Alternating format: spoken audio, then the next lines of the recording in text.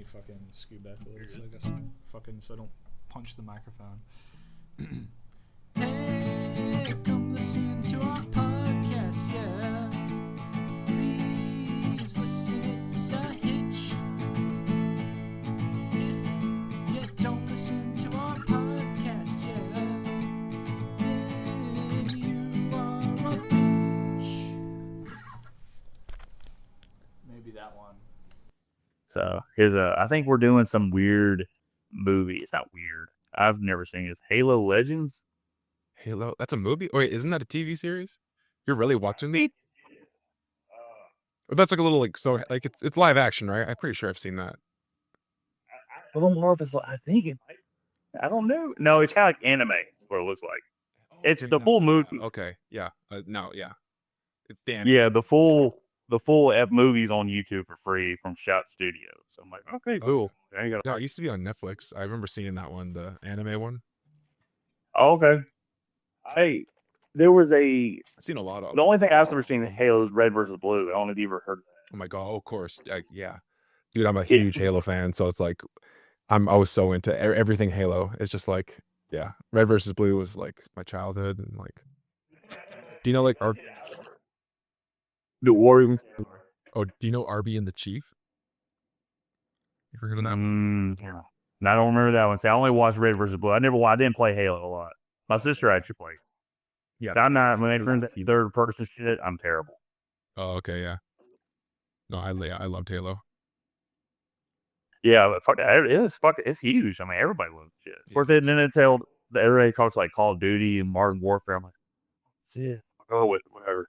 I used to like that. Because I'm like, but I have not played even Halo. Like, that's the thing I could talk about. Like, when it comes to like Halo, it's all like old Halo. Like, the new shit. It's just not even. Yeah, it's like it doesn't register.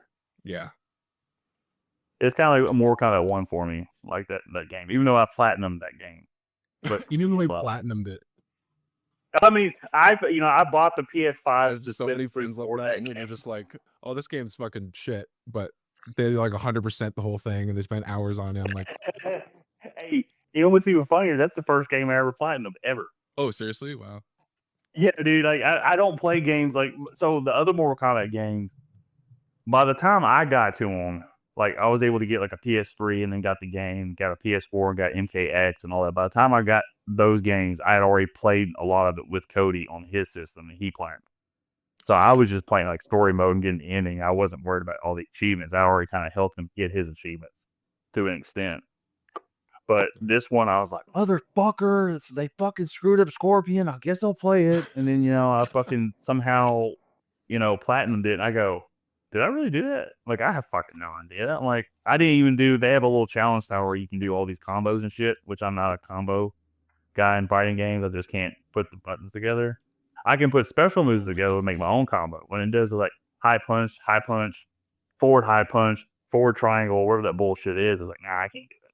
So it's honestly like funny that bringing up this because like I was actually like trying to like I remember like I think I brought that up where I was like, oh yeah, I'm looking at like well there was a whole bunch of like Mortal Kombats on sale and shit, but like I was even just looking at the older ones because I have a few like Mortal Kombats. But anyways, I just started playing not a Mortal Kombat but a Street Fighter just because I had the Street Fighter 4 for Xbox, and I've been like on a binge of like Xbox 360 games just because it's like I have like they're so cheap and I have just a ton. So I'm just like, okay, I never played this. Even if it's garbage, I'll play it. And pretty much just to get achievements.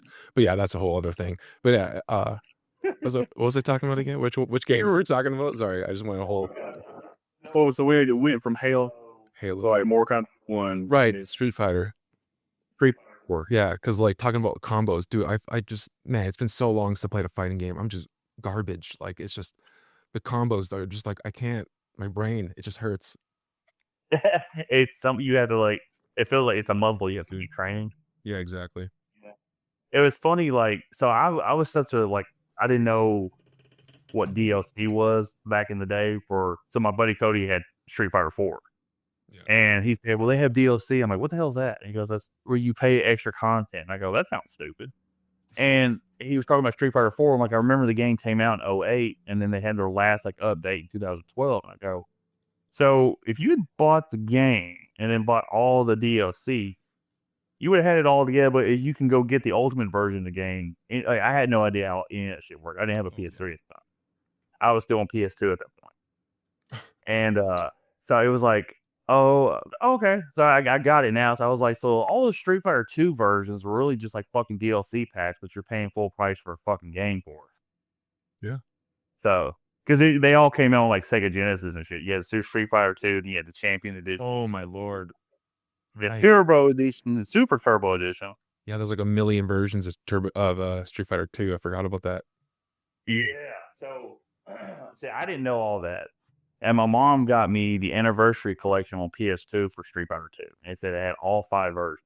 The cool thing about that game was you could pit different versions of the characters versus each other. So you could do Ryu from the first Street Fighter 2 and face Bison from, Super Turbo Street Fighter 2. Oh, sick. And all that shit. Yeah, so it was pretty cool. So I was really... What were you going to say? No, I'm just remembering that now. Yeah, because I remember some of those versions are just remixes and stuff, aren't they? Yeah, and it's like, so Super Turbo is like super fucking fast. Like the movements. You go back to Champion Edition, it's very like grounded. So just an example, like Champion Edition, E Honda has 2 fast punches. One's kind of fast, and then the other one's that's faster. Well, Super Turbo, he has 3 different speeds, and it's 3 different buttons. So it's just way fucking different. Yeah. And I was like, whoa, this is so fucking cool, man. And that one also had the animated Street Fighter 2 movie on it as a special feature. I watched it. I go, oh, that's sick. Yeah. They fucking paid. Dude, it was so fucking cool, dude. I was like, and then I heard all this rock music I grew up listening to. I'm like, this is fucking awesome. So I was like, damn, dude. Yeah, that's awesome. Yeah, it's pretty fun. But yeah, man. I wanted to tell you right now, real quick. Thanks you very much for doing this, though. Dude, thank you for having me as well. Dude, this is just really fucking cool. I was going to say, we got to record you, right? No, I haven't recorded yet. Oh, okay. Yeah, I was just wondering. That's fine. Yeah, it's like, we can't let this tender moment be known. No, I was just like, this is just really fucking cool. Like, you're the first fan to comment on shit. Just be super positive. And it was like, it came in a real, like, lull period. Like, man, does this fucking shit really matter? Like, it's starting to become a chore. And then I started seeing your comments. I go, this is fucking cool as hell. This dude likes it. Like, let's keep going. I'm honestly kind of glad, too, because, like, that's the thing, man. I find, like, I don't know. It's like, it must be, like, my algorithm, because it's, like, I just get, like, weird, like, just, not weird, but, low-key, what's the word? Just, like casts that don't have, millions or hundreds of thousands of followers. That's the thing. Yeah. It's just like, but then I started really liking that. So I'm like, okay, I like hearing what, just lower tier, like podcaster. And then, yeah, but then at the same time, when that is a thing, a lot of them just quit. Or like, I'll find one. I'm like, oh, I really like them. And then I finally get to the last episode. I'm like, oh, that was like 2 years ago they ended this. I'm like, oh, frick. I'm like, okay, well then.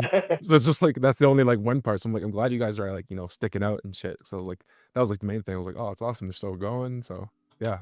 Yeah. Let me ask you, what was the one episode? I'm just curious from my end. What was the one episode that you were like, I'm going to click on that and just see what it's like? Man, I honestly like totally forget which one it was. Man. I don't know if it was Spotify or YouTube, but like, you guys didn't. No, it was Mad Max. Oh, it was Mad Max. Okay. It's got to be Mad Max. Yeah. So, dude, Fury Road. I'm pretty sure so I like Fury Road. I remember like not getting the first one with Mel Gibson first. This shit's all over the place. Then I watched World War II. I'm like, oh, okay. All this shit makes sense. Yeah, and so different movies, like such different movies. Like I do like the first one, but I can't. It's a hard one for me to go back and like. Yeah, I'll sit down and watch that. Like it's just But the other like Road Warrior, Fury Road, even like Thunderdome, oh man, there's like I don't even know Tina Turner. Like hell yeah, I'll listen to her all there. I love bringing that movie up because Owen just hates the fucking kid. Oh really? They are pretty annoying, but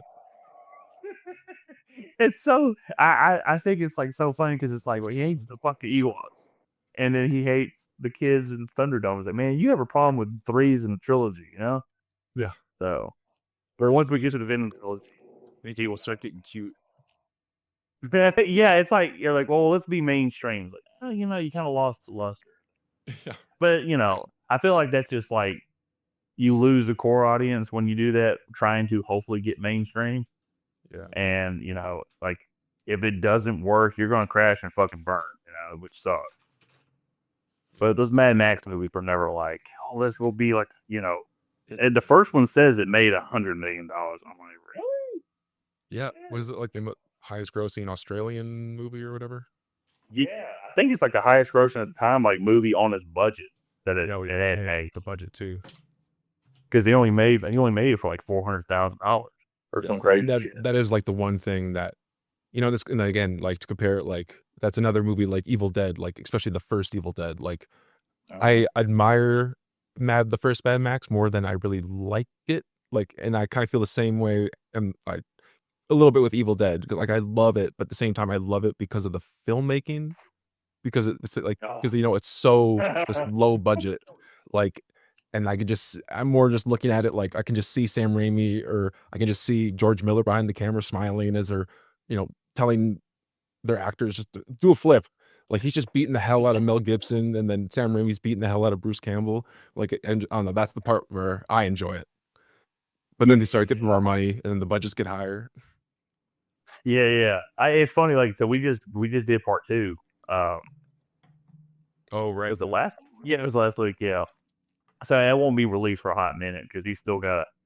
So he's got to drop Terminator 2, and then he's got to drop Predator Badlands, and then I want to say there's 2 more movies before Evil Dead 2 gets dropped, because I think the next one Cody wants to do is obviously Army of Darkness, and Owen picked the Halo one. So the next movie I'll be doing will be The Town That Dreaded Sundown, the '76 movie. So because before we jump right into talking Halloween, yeah. Like I rewatched that movie twice. And I'm like, it's so fucking weird. But I also like it. Yeah. It's on YouTube. It's free. Like you can watch it. They don't cut anything out of it either. Because I know so it ain't like the only one I know of. Yeah, I've seen it a bunch. But like, what is it? The second one too. Because I saw that at a film festival when it came out, and then I haven't seen it. Yeah, because I was prepared myself for it because I didn't see it. I've never seen it before, and then.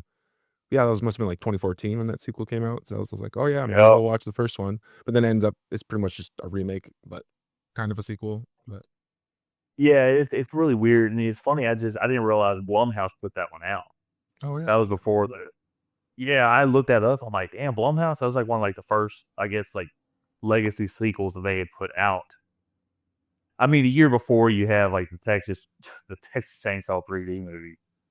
And we'll get him, cousin, and whatever that she says at the end of it. Holy shit. Yeah. That 3D one. Holy shit. That's the only thing I remember. That's the only thing. Like, get him, cuz. Fuck. Who wrote that? Yeah, you know who wrote it? Don't look it up. No. It's my boy. It's my boy from Jason Goes to Hell, Adam Marcus. Really? Jason Goes to Hell? Oh, poor guy. Yeah, man. He said, I didn't write that line. I'm like, she. I didn't write that. Get him, cuz. Oh, man. It's fucking killing me. Oh, it is. I love it so fucking much. I watched. I looked at my buddy Alex from I'll Pay 3. I just started laughing. He goes, what the fuck? That's when of course, because I kind of did a binge of them. Like, I remember, I think I watched last year. I think I watched the 2003 one. And then the next, what is it? The Next Generation or whatever, the Matthew McConaughey one. Oh, good original. And then I remember watching Leatherface because I never watched that one. That was just kind of weird. The leather. Yeah, evidently, it's supposed to be like a prequel. Yeah, it was just. It doesn't. It's super weird. Like, it's not bad, but at the same time, it's like this has nothing to do with Texas Chainsaw, and then those parts are bad. Like, it's strange. Yeah, I never gave it a shot because I was like, I mean, I'm not a big Leatherface fan. There's not much you could do, honestly. No, I enjoyed the Netflix 2022 movie. As a legacy sequel. It kind of channeled the fucking Halloween 2018. I also like a parody of that too. Just the way they like kill her off and everything. And oh yeah, it was funny. And I loved it too because like at the end when he's holding that girl's head after he cuts it off, and it's right before the credits roll. It almost looks like he's jumping up and down because you see his body jiggling, like he's so happy. Oh yeah. And I'm like, he's so happy. How can you hate this movie? And it's just really like, I mean, I didn't hate it, but Cody was like, oh man. And I saw some people like, this movie's as bad as what people were saying Halloween Kills was. Halloween Kills, pretty rough. I can't stand. Like such a bad movie. I don't even find it like funny bad, because that's the thing with Texas Chainsaw. I want to say it's bad, but at the same time, like I watched it and I was like, it wasn't like ugh, but like it was just funny that then they were kind of going with something. You know what I mean? Like the riff on Halloween. Yeah, and fucking there's the Halloween trilogy, dude. Oh, Lord. I only have to worry about covering 2018 because we already done Kills, and so I'm very happy I don't have to revisit those two movies. It's so trippy. You guys haven't done the first one yet, right? Yeah, dude. I don't know. I think we had an episode that was a good hit on Spotify that was like a same day release movie. Like we watched it, Cody dropped it like the next day. And we were like, well, let's do that for a couple movies. So they had dropped Halloween Kills and Ends on Peacock. Right. So I was like, hell, y'all don't have to pay for it. We were sharing my account at the time. I'm like, hell, we can just watch it and cover it, And Yeah. so that was pretty easy. I remember I did go to the theater to watch Halloween Kills and to watch Halloween End just because I was trying to support the franchise. Because I'm that kind of shill, I guess. Like, I gotta give money to this thing that's just gonna abuse me. But my money. Yeah, please take my money. Fucking Mortal Kombat Annihilation, take my money. I was like, hey, I can't. It's something. It does something for me. Like it's like an abusive relationship. You just gotta keep going back to it. Now, as a kid, I didn't know anything was bad with what food. I just loved it. Yeah. And then you get up, you're like, ooh, that look kind of cheap. Like if you look up Mortal Kombat Annihilation Scorpion and you see his mask, the little widow scoop give the mask. So cheap. Yeah, it's so bad and it's so funny. If you look at his little widow's peak they give all the ninjas, So funny. It is all center and it bothers. And I don't know if you like. There's one. Was it the one end fight scene? I'm pretty sure it's the Scorpion versus Sub-Zero, but it's like there's a part where like even the fighting is just awkward at points. Like they'll slow motion it, and there's like a part where like the bridge kind of collapses. Or no, he jumps something, but like he kind of trips and stumbles, but it's in slow motion. I'm like, you just let that in the movie? You just like trying to be a cool landing, but you literally see him stumble, and he's like, whoa, whoa. I'm like, okay. It is another thing I watched because I rewatched it obviously recently. My little Ray Park two-step movie I was watching. That kind of menace. Where Scorpion and Sub-Zero, they do this thing where they act like their feet are about to slide off into the lava pit off that little bridge. This is after they broke the bridge. When Sub-Zero goes, he misses a kick, and then they do a close-up of his foot almost sliding off the thing, and he catches himself. He's clearly wearing black, I think, Nike or New Balance shoe. You see the shoestring, and they're tennis shoes. I always thought, that's fucking weird as a kid. Like, why are they wearing tennis shoes? I guess they're comfortable. What the heck? But, I was like, is this really a ninja costume? I'm like, oh, okay. And so I know now, like, oh, Larry Daznall are just fucking crazy and coked out of his mind. Yeah. So. And that's the thing, too, like, especially when everything's fucking HD now. So that's the other big part of it. Like, we're not watching our, like, 4x3 TVs and VHSs. Yeah, you can see, like, everything. Like, ugh. Like, Part of the some of these, like, too, though. Oh, yeah, there is a charm. It's like, they work really hard to make this shit work. Yeah. So I can respect that because you had no CGI back then to kind of quote unquote erase that. Oh, we can get rid of the wires holding the person up or whatever. Yeah. But it is funny when you see some of that stuff because like some of these movies, you're like they're just not meant to be seen on HD. They were never thought of. One of these days, someone's going to see vision clearer than our own vision in our eyes. It's like, nah, that's crazy talk. We string them up. Yeah. Yeah, even just like little it even affects like just normal movies. Like I was just remember reading about like Attack of the Clones, like the second movie where it was a huge thing of like being filmed. I think it pretty much is the first film filmed digitally, like fully. You know, one of those things, the first Hollywood movie filmed digitally. But it's like, but with that comes the sacrifice of it will forever only be like 1080p. I don't even think it is like a full 1080p. Like, and you'll never be able to upscale it, because that's the thing with film, right? You can upscale it for like 16K, but like we don't even have to. You have no need for 16K. But with like digital, it's like, yes, we're finally getting to that number, but it's like, it's just interesting. Like those films that, you know, were pioneers in a way, had to like, are stuck in this quality because it's digital. Yeah. I watched when I was watching Phantom Menace. There's a couple spots, and I'm like, I know my TV ain't that bad. Yeah. It's like an older like HDTV television. I'm like, man, there's some fuzzy parts in that fucking movie. Like I always think about like this, like on the special edition VHS tapes, they talked about like when Lucas is talking about the carts that they ride on Tatooine, where it looks like it had like orange dust underneath it. You know, that was his like effect back in the 70s to make it look like it was floating, but it was really just to hide the cart it was riding on top. Yeah. And I remember thinking about that. I'm like, well, hell, this fucking Darth Maul fight looks like it has a bunch of that stuff in the corners of the fucking shot just because of like the upscaling that they try to do for Blu-ray. It was just weird. I was like, it looked okay. But, you know, I mean, Lucas, I mean, I talk about my boy all night. That's true, yeah. Oh, god damn, man. Like, that fucking alien. He don't wanna be with the rock.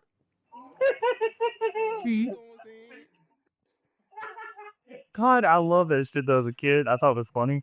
It's, you know, just buying that Blu-ray, being excited that pack, and then watching Return of the Jedi, and he said no, and I'm like, what the fuck just happened, man?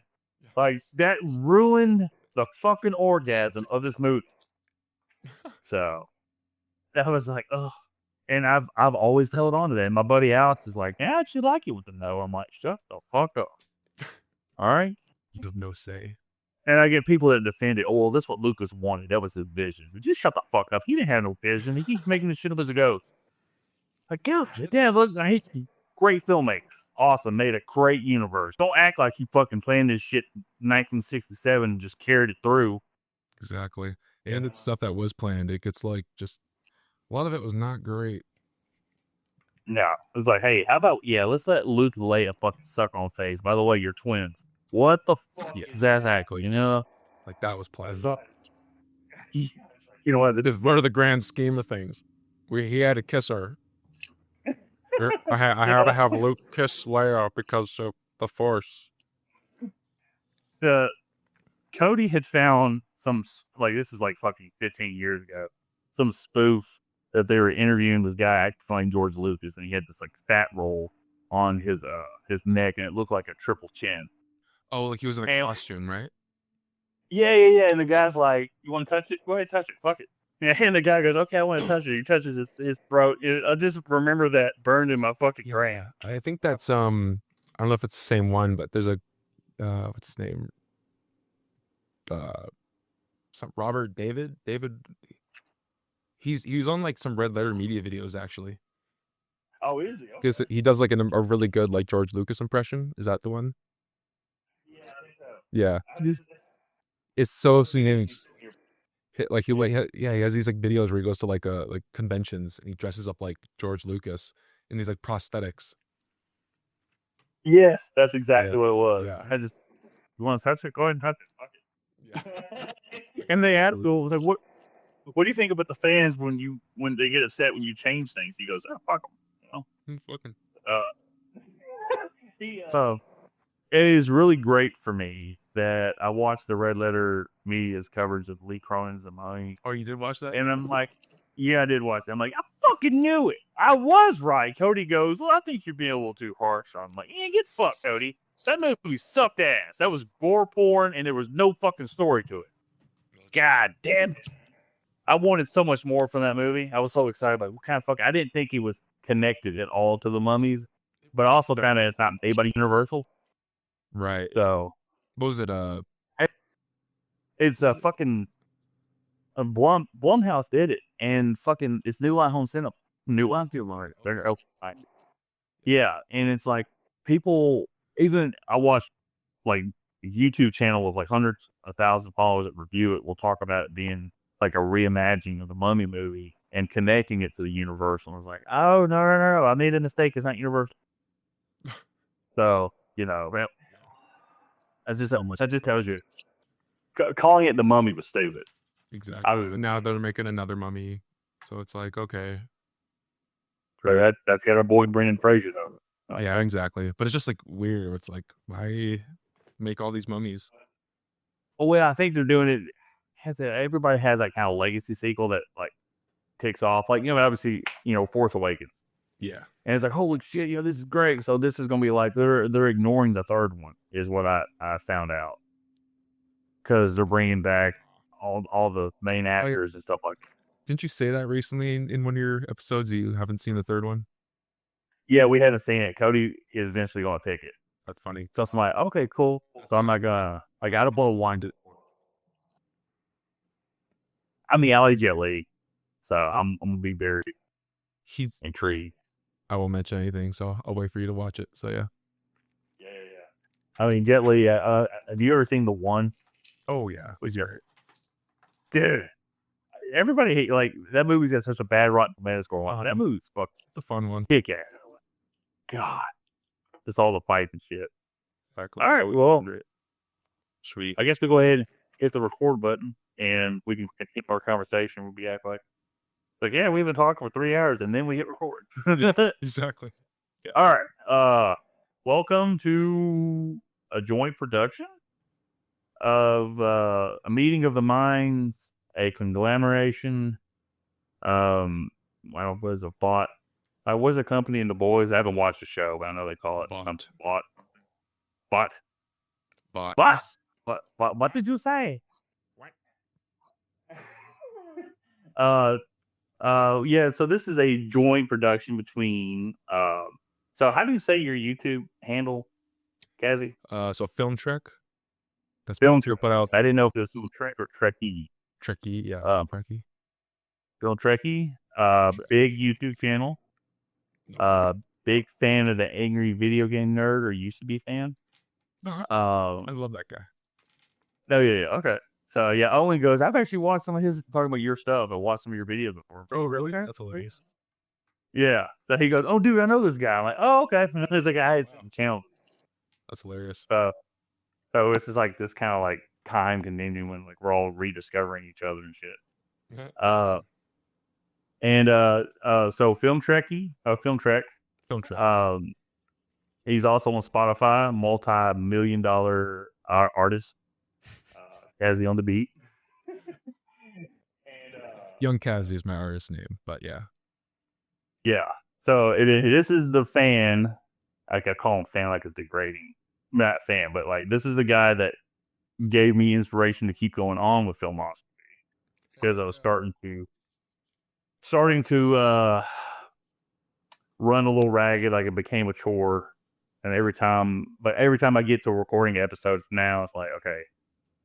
Like it's just be fun with it. Just try to have fun with it. I've kind of thrown out I gotta take somebody's note and get all the shit down. I gotta get the information out, be accurate as possible. Like, look, I didn't make the fucking thing, so I don't have to have the contact. We just gotta react to it. So I'm just trying to remember that now. Okay. But yeah, so FilmTrek and Filmoscopy. We are live from the studio apartment. Covering today, it's probably going to be very much a variety show, but the main subject is in a violent nature. Yes. A spiritual, connected, just the essence of a Friday the 13th movie in Canada, but not in space. So it's not Jason X with a bunch of Canadian actors. We're not there yet. We're not there yet. That's part 4 coming up for them. Everything's about escalation these days. So, but yeah, anyway, though, thanks for having me, dude. Oh, dude, thank you for taking the thing. I've been thinking of like, wow, like that might be too much of a boundary. I may not want to be on the show. I'm like, yeah, fuck it. And I talked to the guys like, what about bringing them on the show? And Cody goes, well, no, he doesn't sound like that. Cause like himself. He's like, oh, Like the fucking donkey from Winnie the Pooh. Oh,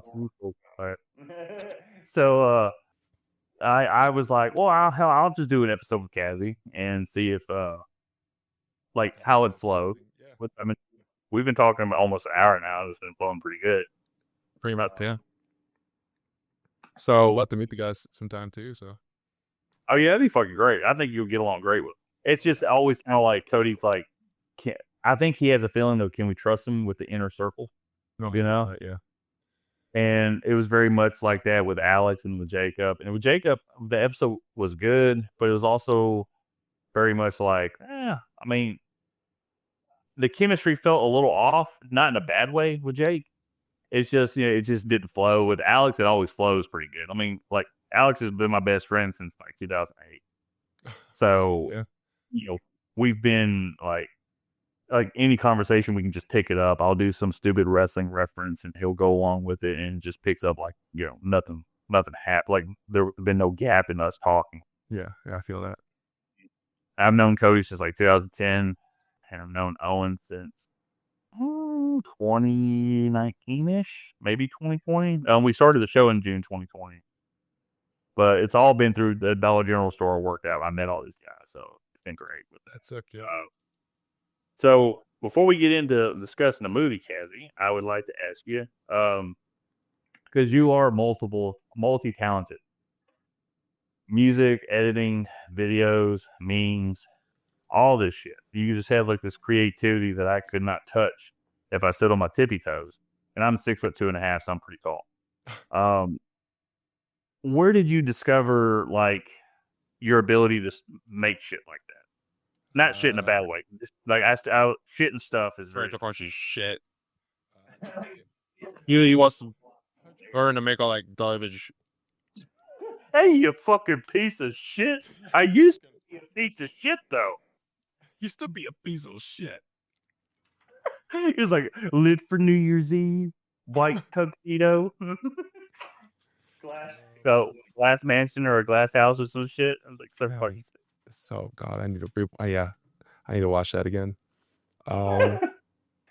Frick, what was I talking about? Oh yeah, it's probably just like ADHD. It's honestly like just I just too many things. But yeah, I don't know. I just like staying creative. I've just always been like that's like always been into movies since I was a kid and all that, and just I don't know the what is it I want to say autism, but it's not autism. But it's like when you get like you're just like I'm better at movie facts than I am math, that kind of thing. Yeah, it sticks in your brain. Yeah, exactly. And you're like, I'm like, why do I know this? Did you know January '87 before they did Predator? Literally, So yeah. I'm like, I'm the same way with like the movies and stuff like that. So I watch these movies and eventually I'd be like, well, there's information behind it. I guess it started like watching Star Wars and knowing that there was like an extended universe. And then there's like, this production. So let's talk about the real life shit. Like this is super interesting. And that's like, I can definitely like, I always say like Jurassic Park was my movie. Like that really like got me into movies. Cause it's like, I always say like definitely for the longest time I wanted to be like a paleontologist or whatever, like dinosaur stuff. But then it's like, holy shit, how the hell do you show dinosaurs? Like, how is this happening? So then that spiraled into everything, right? Just like the special effects of all that behind the scenes work. Yeah. I fucking get that. Like Cody, I think it's one of his like first favorite movies is like Jurassic Park when we did that. Oh yeah. And I loved it as a kid too. It's funny. So it's showing the age for me here. In 2002, my dad bought a 65-inch big screen TV, but this is one of those little fat back ones, like the old school big screen, right? Yeah. Before they started making flat screens and all that shit. And he'd finally, convinced my mom to let him buy it on credit and pay it off because he wanted something to watch football on. And what sold him on this certain television, it was a Mitsubishi television, was The Lost World. They were playing on a DVD player with a surround sound, and that shit was fucking loud. Just want that fucking thing. And like the first two movies he watched was like Jurassic Park and then Vin Diesel's Triple X because the music's so fucking loud in that movie. And he's like, because he loved that fucking surround sound, dude. My dad's always been like fucking good with like wiring up things for sound. Like in his truck, he'd always have like extra speakers like wired up before, you know, all the sound systems in the car now are great. When he was a kid, he could like pop into a car, like not bragging about it. He could pop into a car and steal somebody's sound system within like 2 minutes. So he had a fucking favorite stereo that he would use to wire up in each one of his vehicles. So sound was like his thing. I think my dad's got ADHD too. And I think I have a touch of it because I'll sit there and be like fucking with shit. And then my mind's constantly like, I can't focus it unless I'm like listening to music or some shit. Oh, yeah. So there's probably something there. And then my hyperactivity. And then all of a sudden I fucking just crashed and shit. It's probably undiagnosed. Yeah, man. I don't know. All the great ones I had ADHD. So Yeah, I know. You not started out, but your channel had a lot of like angry video game nerd stuff, right? Like you would like not retrospectives, but you would kind of stitch up his videos differently. Yeah, like Make memes out and stuff like the that. thing. Like it's I want to say like YouTube poop, but like not like overtly edited Into the brain rot. Yeah, not the brain rot style, but so it's like subdued, but at the same time, yeah, a kind of a like a commentary on that video, but through editing. Because like there's channels like a Crobe Cat that I really like. I don't know, I just love his videos where it's just the editing. There's no commentary, there's no words, it's just straight up showing you what's kind of like the issue in a way with the way it's edited. And I don't know, I just find that kind of really cool. So I'm just like, I just love editing. So that was just a fun way to do that. And then a lot of them ended up blowing up on Reddit and stuff. So Oh yeah, Reddit, the scourge of society. oh, pretty much. People should have looked at Reddit and been like, yeah, we don't need Twitter or Facebook. That's how bad it did. They're all the same. Oh, go ahead. Yeah, it's all the same. It gets worse. Like if you get like deeper into holes. Like I swear to God, Twitter is just like fucking bots or people that are like taking a really unpopular opinion and acting like it's groundbreaking by defending that opinion about something. And I'm like, look, Really rage. Cole Young was fucking terrible in Mortal Kombat 1. Shut the fuck up. You know? Jesus. They should have finished the story in the second one. Oh, they finished it all right. Yeah. Fucking fake smashed in like he was having his period that month. Yeah. And you know, it's funny, like, so there's so here's funny, like YouTube channel 616 Entertainment. He does like a lot of like just videos and like his obviously his video, but it's like wrestling videos, video games, and everything in general. And he kind of blew up. I think he did a Resident Evil series where he was covering all the games, and that blew up for him. He definitely did a history of Mortal Kombat, and that series was fucking awesome because he just has a way when he puts his stuff in it because he has such like personal ties to these things he's covering that he talks about. And you can kind of like envision him like playing with his friend on a video game because you had the same experience about like something in your life with a friend, you know? So everything he says when he's talking about stuff, it's like, oh man, this is really fucking easy to like visualize. He's really good about painting the picture for you. And he hated the Mortal Kombat 2021 movie, and he fucking hated Cole Young. And he goes, you know, they did such a good job in the second movie. I hated that he got killed, and I can't believe I said that. I'm like, you know, I feel the same fucking way. Like, he almost could have like had another fight before he got killed. I mean, something about like the way they did like all the characters the second time, you could tell it was at least halfway more focused than the 2021 movie. Oh yeah. So, you know, and the problem with that movie is like it's so stitched together. That the core of the idea of that movie was started back in like 2013, and the dude who actually, so there's a story credit to Greg Russo, who's the writer of the movie, but Greg was adapting a script that had already existed for like 5 or 6 years of it. So he wasn't even like his full script that he could go with. And I guess they kind of brought him in as a first-time script writer, like, here, just kind of touch this up, fix things. Like, they were going to have, like, Cole Young was going to be the reincarnation of Scorpion eventually. Sub-Zero was going to have... Cole Young has been around for a while then? Well, yeah, well, I think they were saying like Hanzo's spirit was going to possess Cole Young, and that was going to be his vessel or some shit. I would have fucking hated that. That'd been weird. So I'm glad it didn't work out that way for me. Yeah. So also, real quick on your music. So when did you notice that you had like a musical like touch? I feel like I don't, but that's just like the imposter syndrome coming in. But it's again, like it's just like it's all about the storytelling part of it. And I feel like it's just because when it comes to filmmaking, it's just that the whole thing of like trying to learn every aspect of filmmaking, right? So it's like lighting and effects work, like even just 3D art, like 3D rendering and stuff, like just all those little things, and then just sound, and then how do you mix, and then music. So then like that kind of started with that. I've been actually making beats, and then with my friend Beats, actually Liam Davey, shout out Liam. He's like makes my like beats sound better. Like he's really like the producer. So yeah, and then like, but then with we collaborate a lot, and then I like to lyrics and stuff is the main thing I really like and enjoy. So being able to tell stories, but through just lyrics and stuff. Yeah, I mean, I have no like musical talent. I can tell you like I'll listen to something that I like it, or usually I was telling somebody like in my work, like because he was talking about meditation. He's like really into like powerlifting and shit like that, right? Yeah. And he like meditates. I'm like, I guess I have a form of meditating where I just kind of like I'll put on a song on my headphones, and I'll listen to the same song like an hour on end. And eventually, like after like 1 or 2 times, I'm not listening to the song, I'm listening to the music. And it's also kind of like letting my thought process kind of free flow instead of being so frantic all the time. My thought process is just like fucking crazy. It's like fucking just flashes of shit I don't want to see with a very little good. That's probably what causes my anxiety. And so I'll listen to the music and I'll just let it just kind of just flow.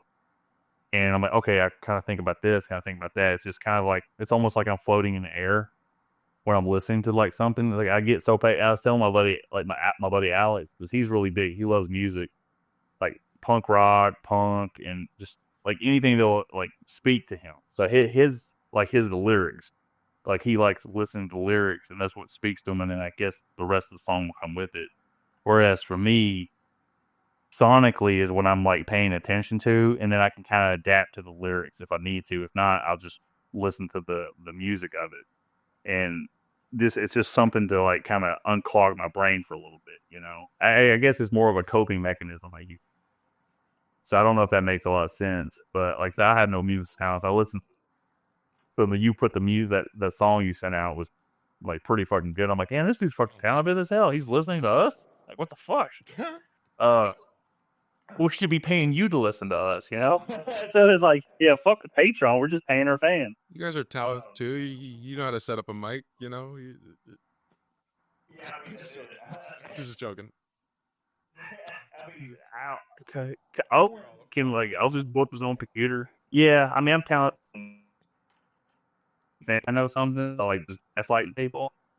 But like Cody's got like all this shit he's got of his job, he like security wise that he does like all over the state of Tennessee, and then like Owen, like he built his own, like he does some shit with like some power company, but he also built his own gaming computer and shit like that. I'm like, awesome. Yeah, I bought this PS5 and I fucked it up. Yeah. So, but yeah, like so. When you had commented on our stuff, I'm like, man, we actually have a fan. And then I clicked on it, and you were talking shit about Venom. I'm like, what the fuck were you talking about? And then Who's gonna take my 7? Sorry, 1 second.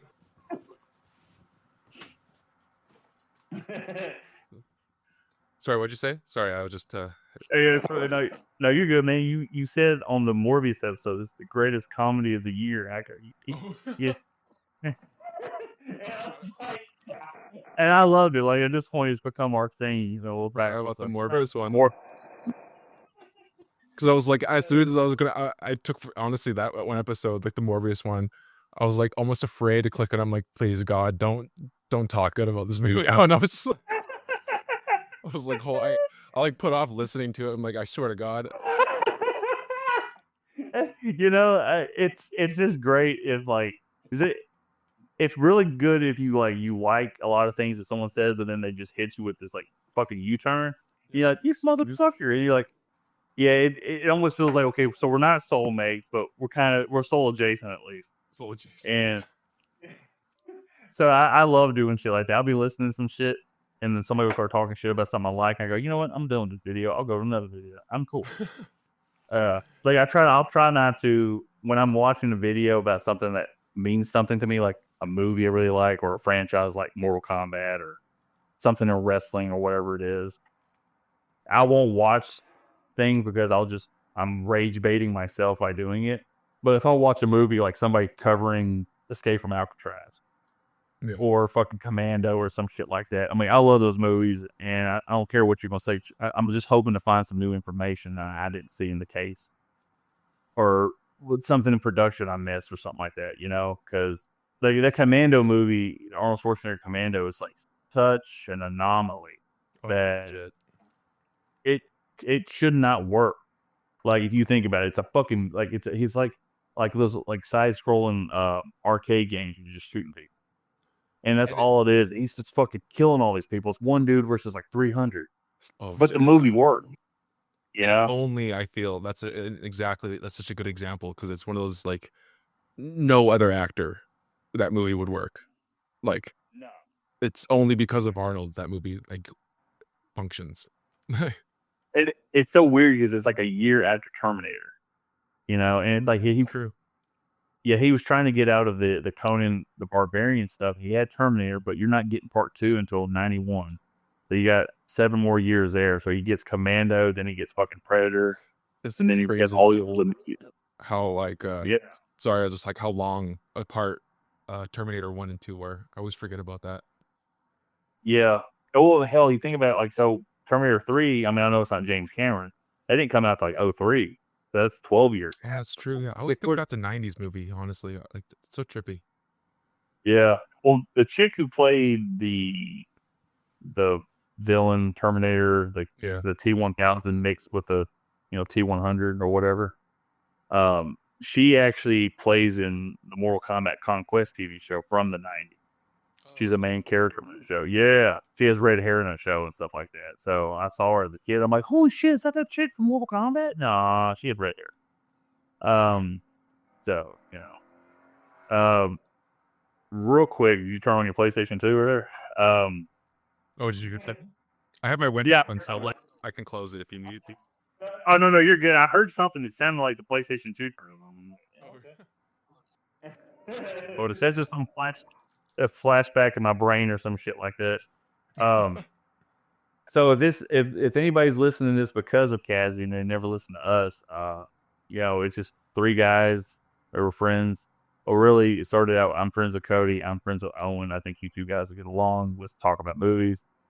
And, eventually they have common interests like Resident Evil. There's some music they like. So it was a really cool, encompassing thing that we did. And I've talked about them a lot on the show, but the podcast that inspired me to do the show is a show called The Real Bad Dudes Cast.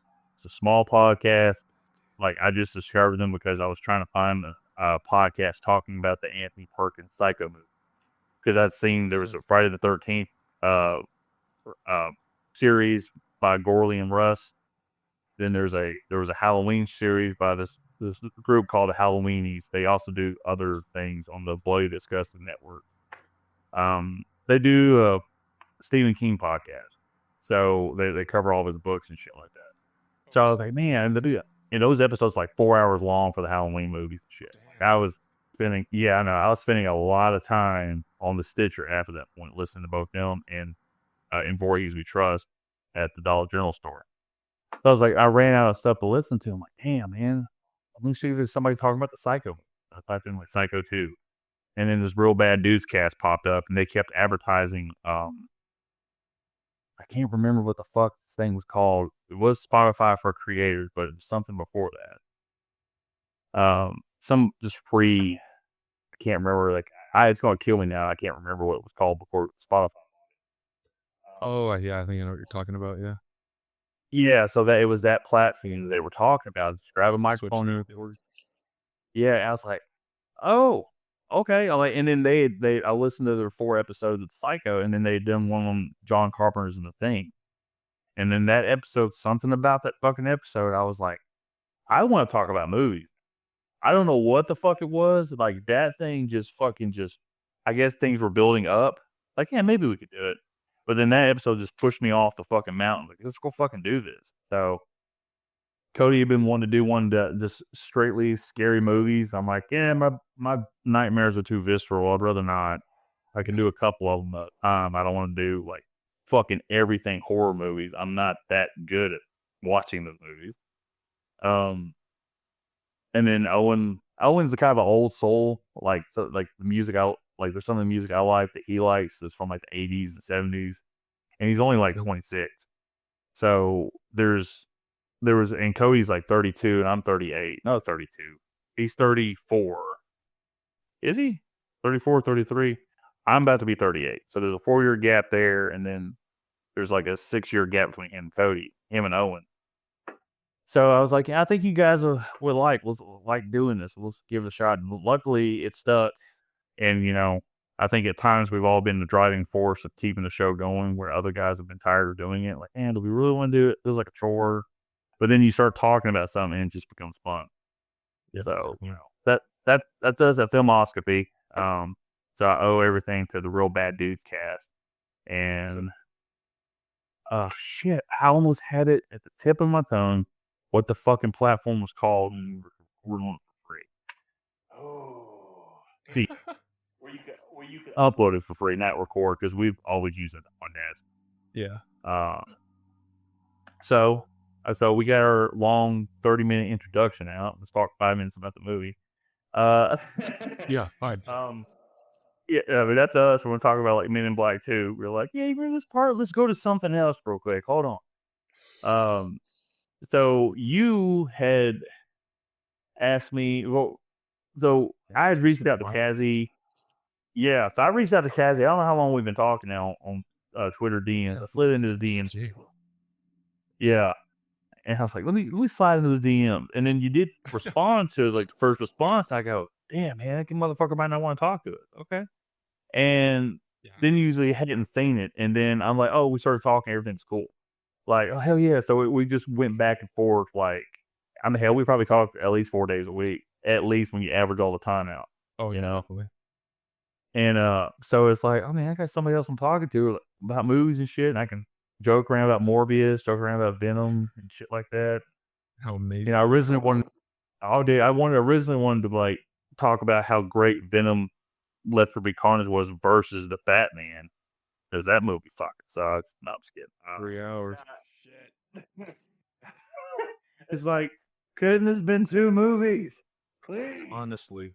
That movie for me, it kind of fit. It would work better if it was like a mini series, almost. Yeah, So where's that movie? Pretty much got one anyways with the Penguin, right? Yeah, that's true. There's a movie. It was like a Stephen King vampire movie. Oh, Salem's Lot. Salem's Lot. Yeah, and so that's technically, I guess, a mini series, even though it's like a 2-part like TV movie. Yeah. But if you try to watch it all together, and this thing's 3 fucking hours. Oof. And it's like the thing, it. I was just thinking of that. Yeah. Yeah. So that one was rough. It wasn't rough. Like, I appreciate the effects. I know it was TV budget. Yeah. And I do appreciate Tim Curry's time. Yeah. And also, when I saw some of the TV, the adult actors, and I remembered them from the TV shows I watched growing up, I'm like, okay, I kind of my interest got renewed in the movie once we got to the second half of it. But I was like, okay, that's the dude from the Waltons. See, that's the guy almost like puts it down for me. I just love all the kids stuff, and then the adults find them so bad, and I love those actors. And I hate to say that, it's like even John Ritter. I'm like, I love John Ritter, but I'm like, holy crap, he is so bad in this. It's like I don't know, like what's space the judge from Night Court. He just he needs to shut up. It's just like And the guy who directed that is it's the guy who directed Halloween 3. oh yeah, yeah, I know you're talking about. I forget his name. Yeah, hold on. It's fucking driving me crazy right now. I gotta look this shit up because, he may have wrote it. So the name Mick Garris keeps popping in my head. He directed Psycho 4 and he's done a lot of Tommy Lee Wallace, right? Yeah, Tommy Lee Wallace. And Tommy, like I said, Psycho 3. Halloween 3 is a great movie. Shouldn't have been called Halloween 3. I really enjoy Halloween 3. God, I love it. But I can totally remember the time it came out. Like my grandma hated it. She was like, "Her Michael's not in it," so I never watched it. And then I bought the Blu-ray set of all the Halloween movies from Shout Factory. And I get to Halloween 3. It's like, fuck it, let me give it a watch. And I watched it. I'm like, this movie's fucking awesome. Like, what the hell is my grandma smoking? yeah, And then it's like, and people that hate it just because Michael wasn't in it, look, I get that part. I like Halloween 4 because Michael comes back, but this movie's great. You can just ignore the Halloween 3 in the title and just see Season of the Witch. This movie's fucking fantastic. Like, that's the first Halloween movie I showed Cody. Because he had seen, I think he's seen... 3. Do what? Was his first Halloween was Halloween 3? I think that's the first one I showed him because he had seen the Rob Zombie Halloween movie. You know, the great, the peak of filmography there. Yeah. Jesus fuck, right? Because he goes, I guess I'll pick those movies when we get to them. Like, okay, I just might miss those episodes, son. I don't like those movies. Don't make me happy in any way. I don't like the gore. I don't like the memes. He's also in charge. Just hard. Wait, why is everyone so mean? Well, it's like everyone's yelling at each other. That's it. Literally, no one's everyone yells at each other and like, stop. Like, just calm down. You could tell somebody with ADHD wrote that. Oh, definitely. Rob Zombie's a nut. And he's so fucking like. I mean, I like listening to him when he's almost like. Do what? He has some good songs. Yeah, I love some of the songs from like 2000s, but when you listen to him, he's very intelligent. Oh, yeah. The shit he does just doesn't translate to the screen that well. So Rob Zombie, visionary, greatest director of all time. Francis Ford Coppola could take some lessons from the old zombie, you know. Fuck Francis. And he's like, The Godfather was good, but fucking House of 1,000 Corpses was better. More artistic. I've seen I guess there's some documentary going around that they had done for him in Megalopolis or whatever that movie was called. Oh yeah, the Mega Doc. I want to watch that. That movie is so weird. It's bad. It's really bad. And, didn't he take a lot of his money to put into it? Like hundreds of millions or something. He had like sold like a bunch of his vineyards and stuff too, because he's pretty big wine company. Ugh. And he fucked up there, man.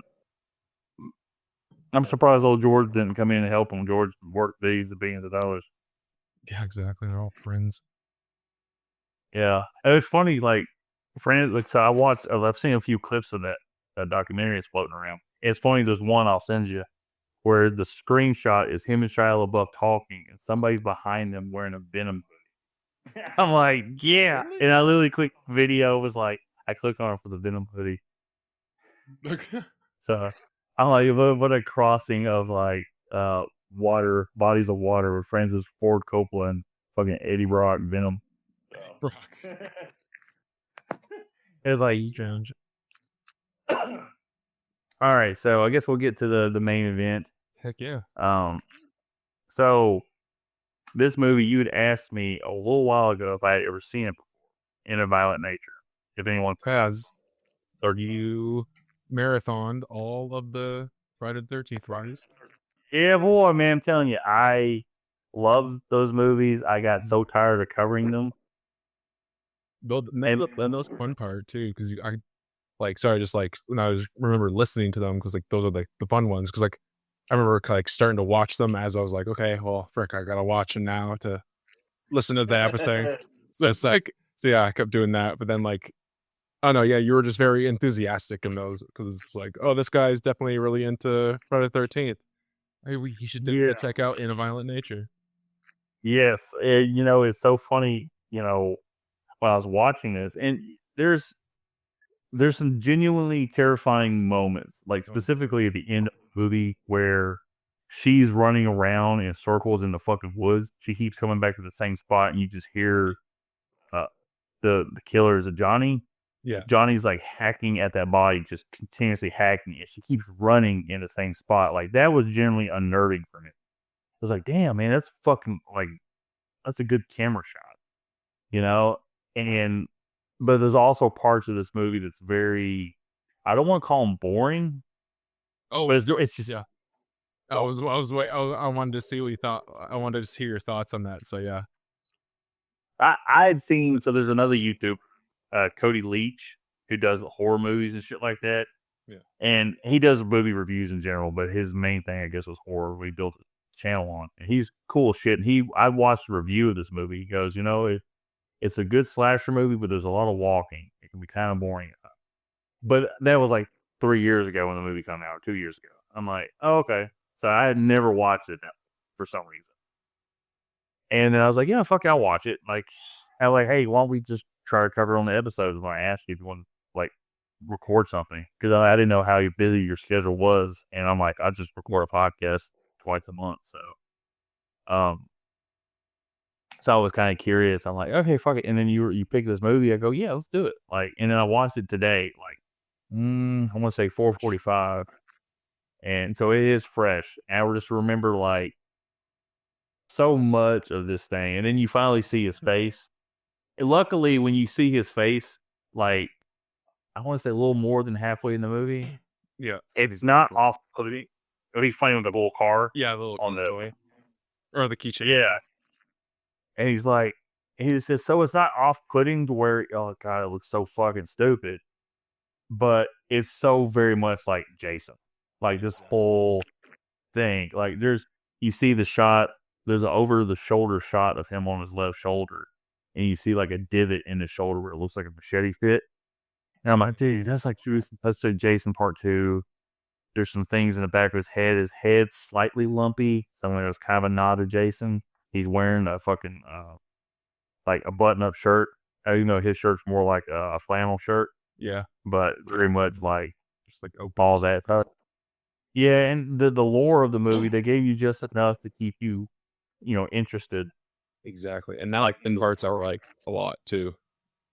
It's in a way, it's kind of, and that's the interesting thing about this movie is like the way it gives you story in a weird way. I'd like say it like that, but like, just cause like, yeah, it will, it's hard to describe, but yeah, where you spend so long with Johnny and then like, it feels like the movie is just going to be that the whole time, just with Johnny. But then like, there's a couple points in the movies, there's a couple points in the movie where we just completely cut away from him, like with the campfire scene, right? We're hearing the story of his backstory. Yeah. And then like, but all of a sudden we're just away from him and like, oh, okay, that's weird. But then it goes right back to Johnny. And then, I just heard like some people say like, you know, that is very jarring. And I kind of agree where it's like, yeah, it is weird how it does shift like, you know, the perspective a few times. Yeah. And especially towards the end when like it's just her and the older lady in the car. Yeah. Hey, with this movie, how I describe it. So it's like everything from the third person view of the killer for the most part. And then you have some views of the final girl she's not really a final girl. She just kind of runs away. She doesn't really face the danger. And it's like Her kind of, but she's the final girl. Yeah, I'm assuming she's the only one that survives, you know. And the woman who picked her up at the end, I read up because I was looking at the cast. She plays Vicky in Friday the 13th Part 2. Yeah, Awesome that you said. Okay, cool. I was wondering if you're gonna get that. Yeah, I mean, I saw that. I'm like, oh, hey, and I mean, you should look. I mean, that was fucking 40 something years ago. So Oh, yeah. he's like, he definitely aged. He doesn't look the same. Shouldn't even sound the same. I was like, oh, I would never put that together. Oh yeah, I didn't know until I looked it up. But yeah, it was just cool that they had some more than just nods to Friday the 13th. They even had an actress.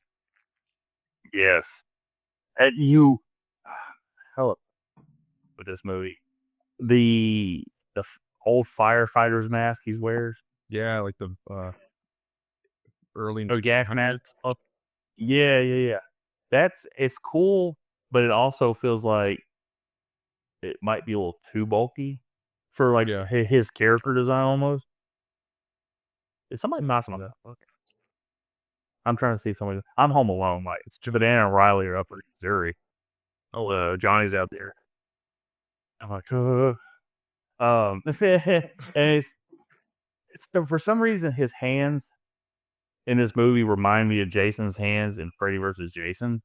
Yeah, because there's like there's so many shots of his like his hands going into something, and then you see a couple kills. I was thinking like the first kill where he's like he just like I was like no, and then all of a sudden his hands are bloody and he's picking up the necklace in the house.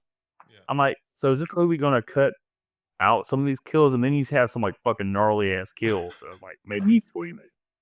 It's the other weird part about the movie too, where it's like, I guess like I just might as well just I should say it now because like it's a good point to say it, but like the kills in this movie, it's like it starts off like it kind of cuts and then like it doesn't really show it some of the violence and then like that PG-13 almost, and then you get to that stoner guy who's out smoking and he gets the knife through the mouth and it's like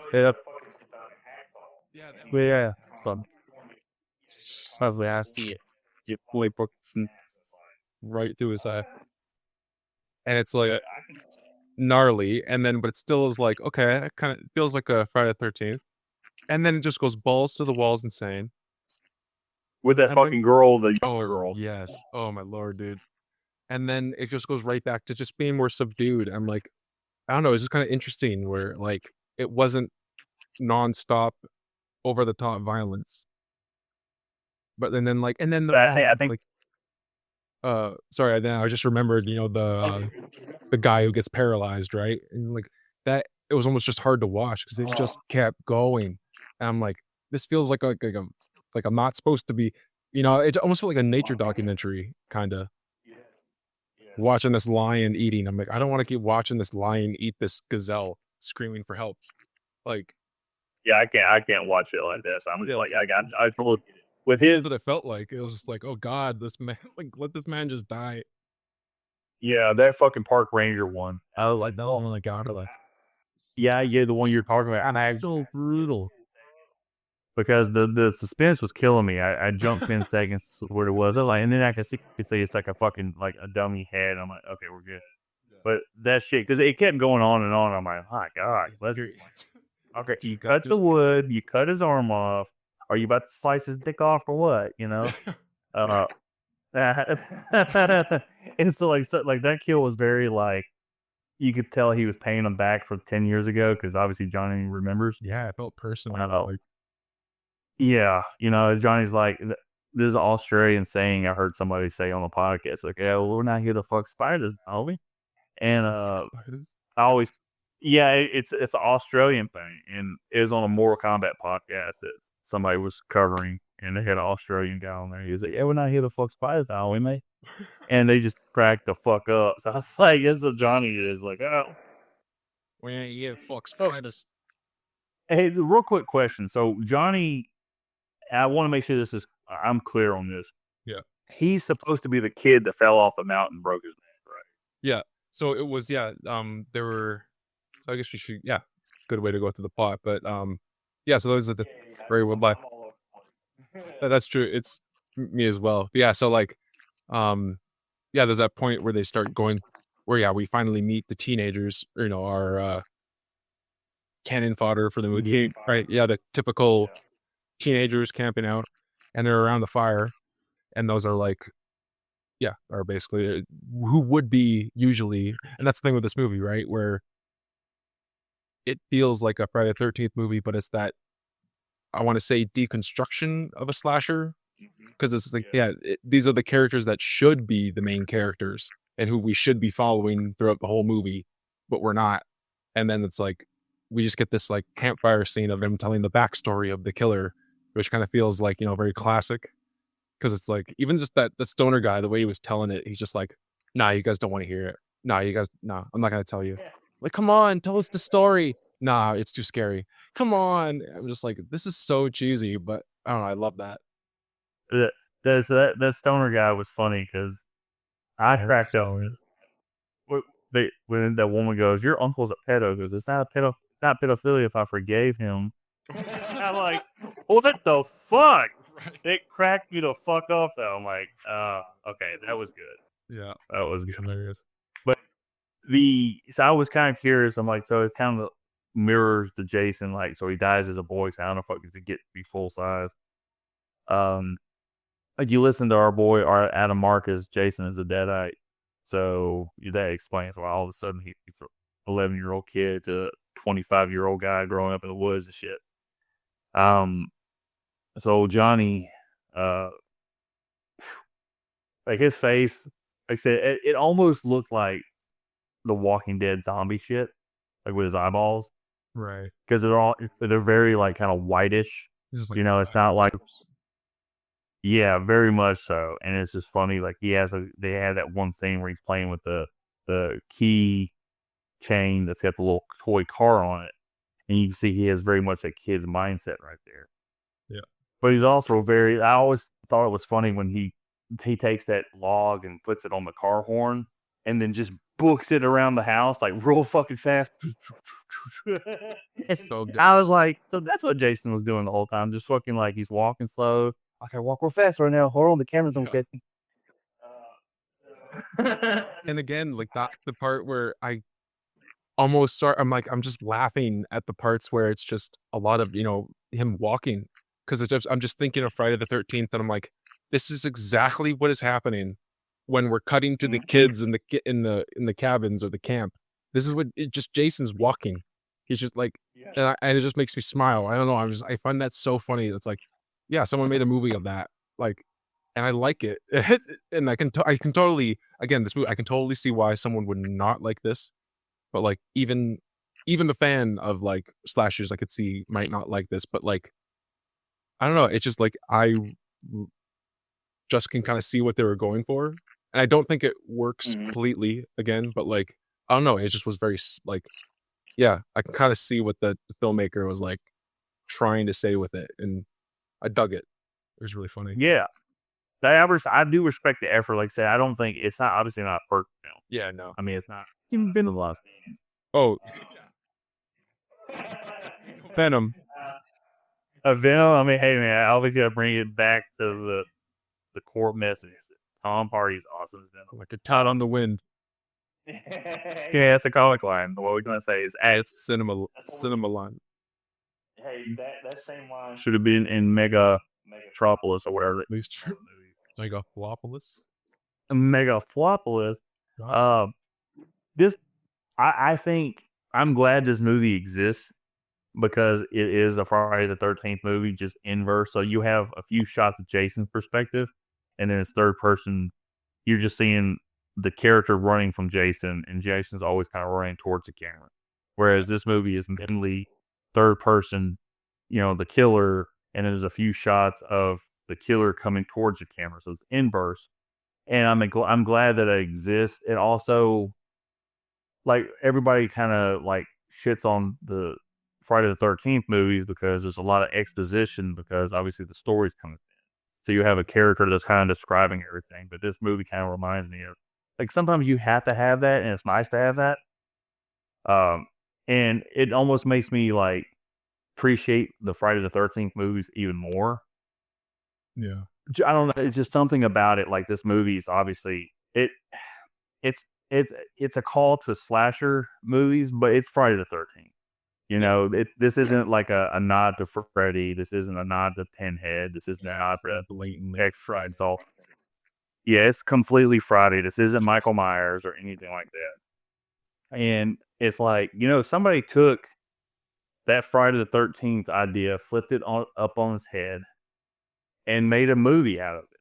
Like, no one's ever done that for a Halloween movie. Everything's been fucking like legacy sequels or reboots or some shit like that. This is like somebody actually likes the Friday the 13th style and completely reinvented it on the inverse. So you see it from the other side of the hourglass, if you will. I kind of think that would be actually like, honestly, a fun idea for like a legit Friday the 13th movie, but like not as like, I don't know, a different approach, obviously, like more mainstream. And then would hate to say that, but like, yeah, just like, but it'd be kind of cool to see that, like, Jason's view.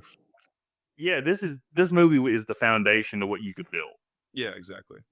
Somebody had to take the first few steps. Yeah, and yeah, this movie, you're like, it's like it has to take the step before somebody else can run. Yeah. And I'm curious what the sequel is going to be. They said they filmed it in 2025, and it hasn't come out yet. Yeah, I think the trailer came out a bit ago for it. Oh, it did? Okay. Yeah, I think it was just going to like film festivals and stuff. It was just like a teaser. Oh.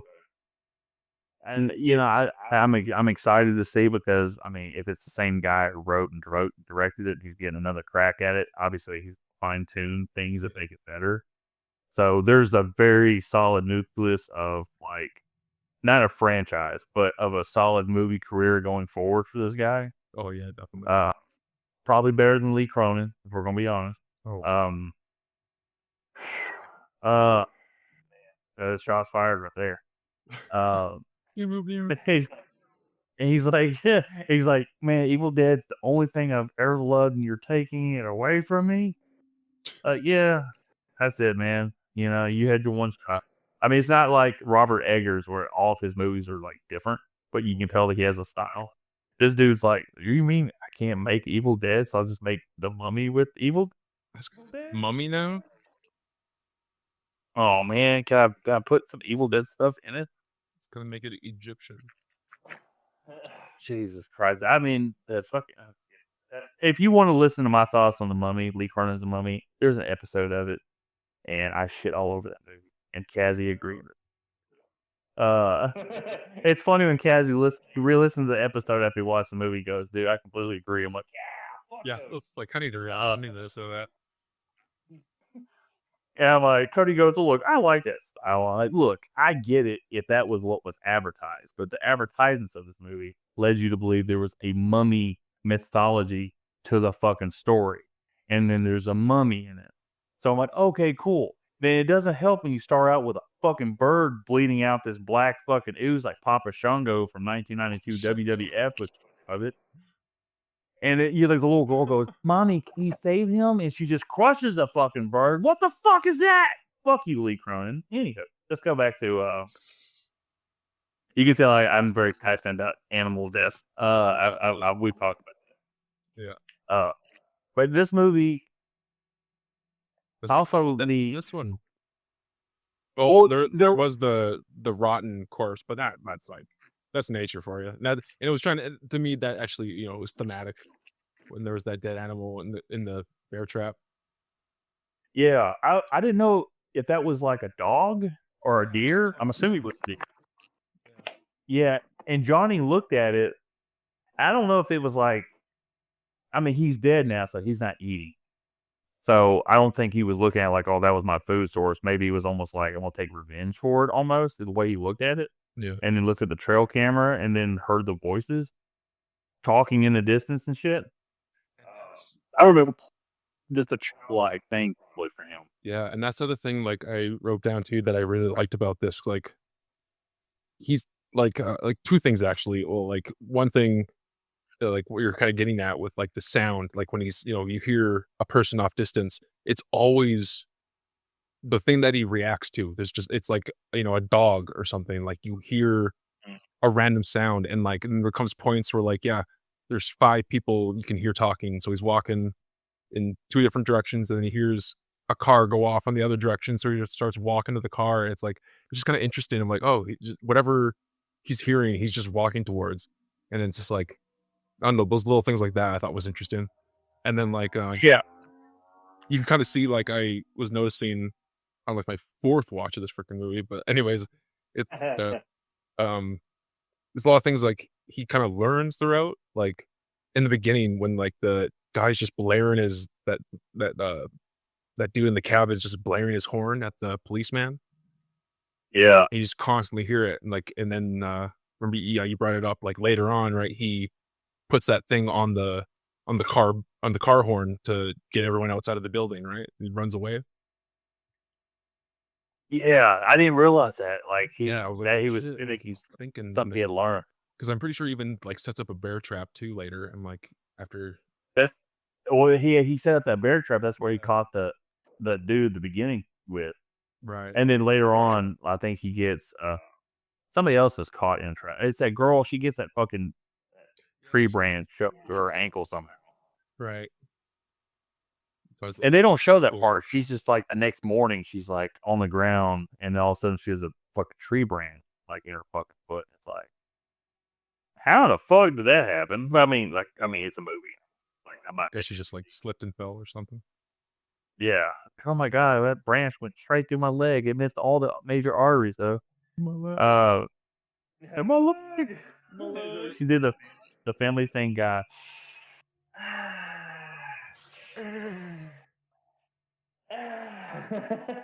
It's like, so the one thing about this movie, it tricks you it tricked me the first time. Obviously it's the first time I watched it. Where, the chick is standing in the middle of this humongous Canadian gravel highway in the middle of the forest. And Canadian gravel. Yeah, Canadian gravel, you could tell it's different. She's standing there, and then she's like flagging that car down, and then you hear the flies buzzing around the camera, and you think it's Johnny walking up to them, and it's not, because I was totally expecting Johnny to grab him, or when the girl, the lady in the truck, when she was going to come around, Johnny was going to come up and slam the fucking truck door on her or some shit. I freaking know that, but I've seen actually. Yeah, that was intense too. Because that's like that alley what I felt. Look, I was just expecting like, okay, Johnny's gonna pop up. Johnny's gonna pop any minute now. It's gonna pop up, and it just never does. And I'm like, oh my god, like I was just on edge the whole time, and I like that there was nothing. Like, yeah, I was like, oh shit. I mean, I will talk about like, and again, like it felt very thematic. That whole the end scene when she's in the car with the truck with that old lady, and the old lady's talking about her brother or something, right? Where he was attacked by a bear, and it's random. It just, he saw it one day, and then it ran off, and then the next day he's attacked by another bear, and it's just like, nature does whatever it wants, kind of thing. I just thought that was yeah, and that was like a thing for Johnny, right? Like he's just wherever he went. Yeah, I was kind of thinking the story was tying in like maybe Johnny was the bear, but 30 years ago he would have been the kid. Yeah, like I feel like I've actually like, I feel like I saw like someone like kind of mentioned that like they couldn't tell like either if she was talking about a bear or Johnny, and I'm like, yeah, now that you mentioned it, I can't remember if it was a bear or Johnny, but yeah, I kind of like that though, where it's like it pretty much can be either or. Yeah, there's it's like the Psycho movie with Norman Bates. Like, what is it real? What's real and what isn't real? It's in normal. Right? Like, Psycho 3 really covers it well. I mean, that's Anthony Perkins directing, but you see, like what Norman's seeing from it, like mother's body's laying in the bed and she's dead and she's a corpse, mummified her, and she's like, "Bring me the knife," and he looks over and goes, "Huh?"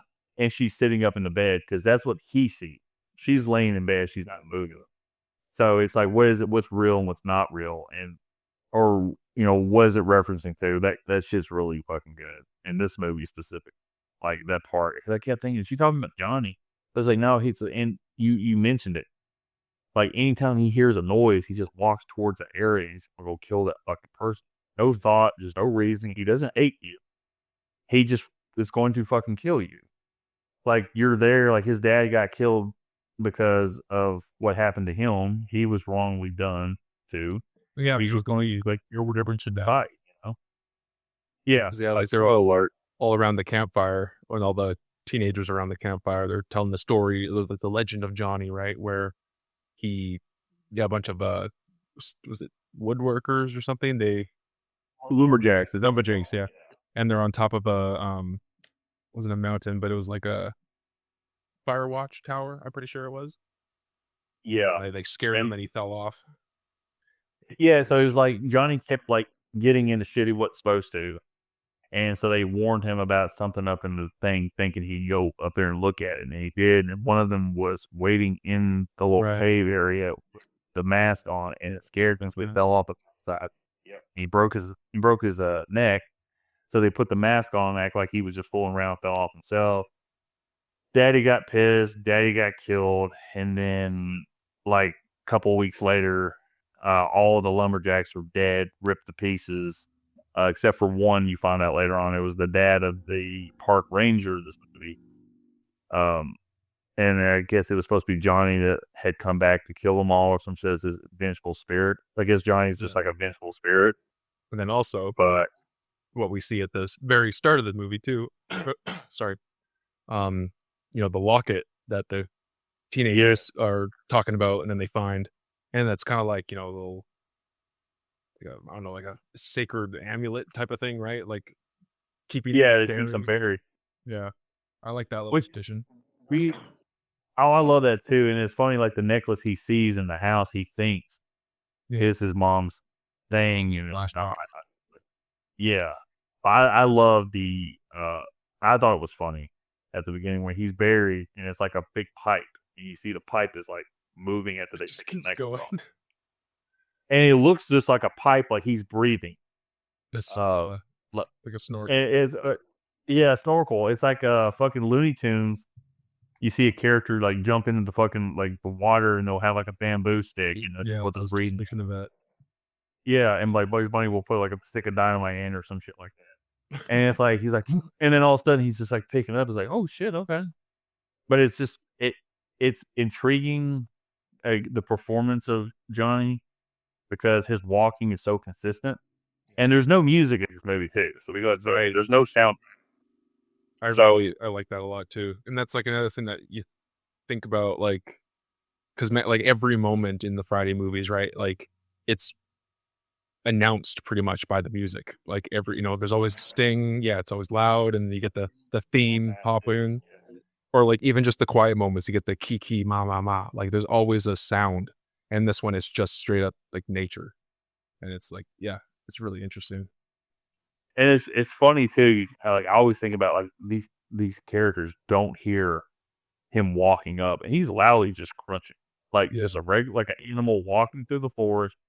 He's not trying to be quiet, not trying to be coy. He's just walking. Like you guys don't hear the fucking grass crunching behind you and shit. Yeah, and it's just funny to me that because you're always like in those Jason movies, like turn around, you idiot, he's right there. Man, these people are the same. Like I said, that first like 20 minutes of this movie was very much like a Friday the 13th game, like Natch. Yeah. Like you're walking, they're sitting there, the dude. It's funny, that dude walks into the house, walks out of the backside of the house, walks back into the house, like following Johnny into the house. I love those shots. And yeah, that shit was good. When he walked around the house after he did the carpooling bit,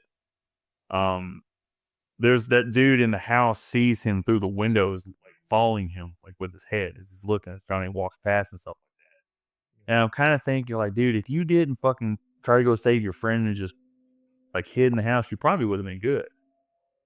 Yeah. Like in all honesty, and I missed the kill when he had thrown the axe at him because I was looking at my phone at something. I had a notification pop up, so I rewound it, and I'm like, yeah, that was fucking awesome, like Jason. Like that top view, like looking down at it, like that was fucking gnarly. You hear that? Is yeah, that's the thing with the effects in this movie too. They're so all like practical, and they're actually the one thing I want to mention too, because I wrote it down, because like I want to, it's a fanboy kind of thing. The effects works, like all the blood and like makeup and stuff was done by Steve Kostansky. He's actually a director and an effects artist as well. Have you heard of like Psycho Gorman, the movie? I have, yeah. So he's part of this like Canadian like kind of group called Astron 6, and they make like kind of like low budget movies like Manborg. You've heard of that, and Frankie Frico is another one. And they're just kind of like bizarre, filled with practical effects work. And he directed Psycho Gorman, but yeah, he does a lot of special effects work and stuff like that. So he worked on this one. So it's just I'm a big fan of his too, and he does a lot of directing as well. So which is cool that he worked on this. That's better. Yeah, he did a great fucking job. He's like Tom Savini, the Canadian Tom Savini. Yeah, seriously. And Savini, he's great. Yeah, and you to make it like there's maybe one or two shots in this movie that you could probably poke a hole in so it looks kind of hokey. Like obviously that's just like a dummy or something like that. But that's the thing. Yeah. And sorry, I wanted to get back to that. We were talking about that axe kill because he Johnny goes in, he kills that guy throws the axe at that one guy in the scene, but then he walks up to him all in one take and he smashes his head with a rock. It's just like, and then like it was great. And at the same time, I'm like, how did you even shoot that? Like, was it like a robot on a rig or something like that stopped perfectly so you could just switch it out for a dummy? Like, it was just like, how did you shoot this? Like, it was all seamless one take. And then like, how did you smash this guy's head in? I was just really that was a great shot. Like everything was just in one. Like I said, inventive stuff. Obviously, he didn't probably have a huge budget. Oh, speaking of that, yeah, I have it written down. It's 600,000 was the budget. It's like under $1 million, so it's very impressive. Yeah, especially like with how everything costs now. Like 400,000 back in 1978 is a lot of money now. Oh yeah, $600,000 nowadays isn't a lot of money for like a production, like at all. Yeah. So that is like I'm too bad this movie should have done better, but I know it was a Shudder release and it had a limited theater run, so it wasn't like being pushed by like Obsession is by Curry. Oh, exactly. Right now. So, but it just definitely made its money back because like, oh yeah, and like I'm glad this dude's doing another one, like getting a chance to do it, and like, okay, where are you gonna go with it now? Like you did the Friday the 13th like reverse tribute. Now, how? Because he's gonna obviously the second part's gonna be more of his own, you know. Exactly. So I think I'm trying to remember the trailer because I think it actually is like full of kids in a like a counselor, like a camp, like with cabinets and stuff. I feel like I remember sitting there in the trailer, so I'll have to see. That'd be crazy if he actually goes there and like, shows a bunch of kids getting killed. That's because that's something I could see because that's the one thing like you can always kind of joke about with the Friday the 13th movies. It's like they're always at a kids camp, but where are the kids? And it's like because they don't want to freaking kill a bunch of kids. Dude, that's gonna be nuts. Like if I'm sure he feels like he would pull the trigger on like killing a kid. I could see that. Yeah, that's pretty cool. When it comes out, if it comes like the theaters, I'm definitely because same. This was worth a watch. I wish I went to go see it. I remember when they advertised this movie. I'm like, man, that looks really fucking interesting. Man, I just kind of forgot about it. Like, if I'm not, it feels like if that movie like promotion is not in your fucking face, people just forget nowadays. Oh yeah, that's in theater, and like it's cheap or like actively searching too. Like I only knew about it. I feel like because I'm on like internet and I'm like on movie pages and stuff, so it's just like it's in my peripheral. But it's like that's the thing with a lot of movies nowadays. It like especially indie movies. It's like you're not the only way you're hearing about these movies is because you're in that space. But like I think about like my parents and stuff. Like the only ads they ever get are for like Mandalorian and Grogu. You know what I mean? Like that's the old. Like I'll watch like I'll see them when like the TV's on.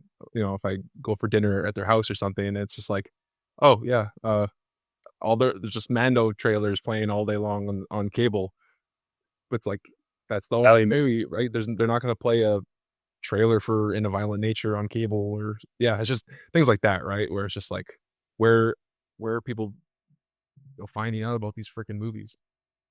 Yeah, well, it's like so I mean, the great Jared Leto in this new movie, Masters of the Universe. Oh yeah, Morbius. the Tron Ares movie. John Ayers. He's gone.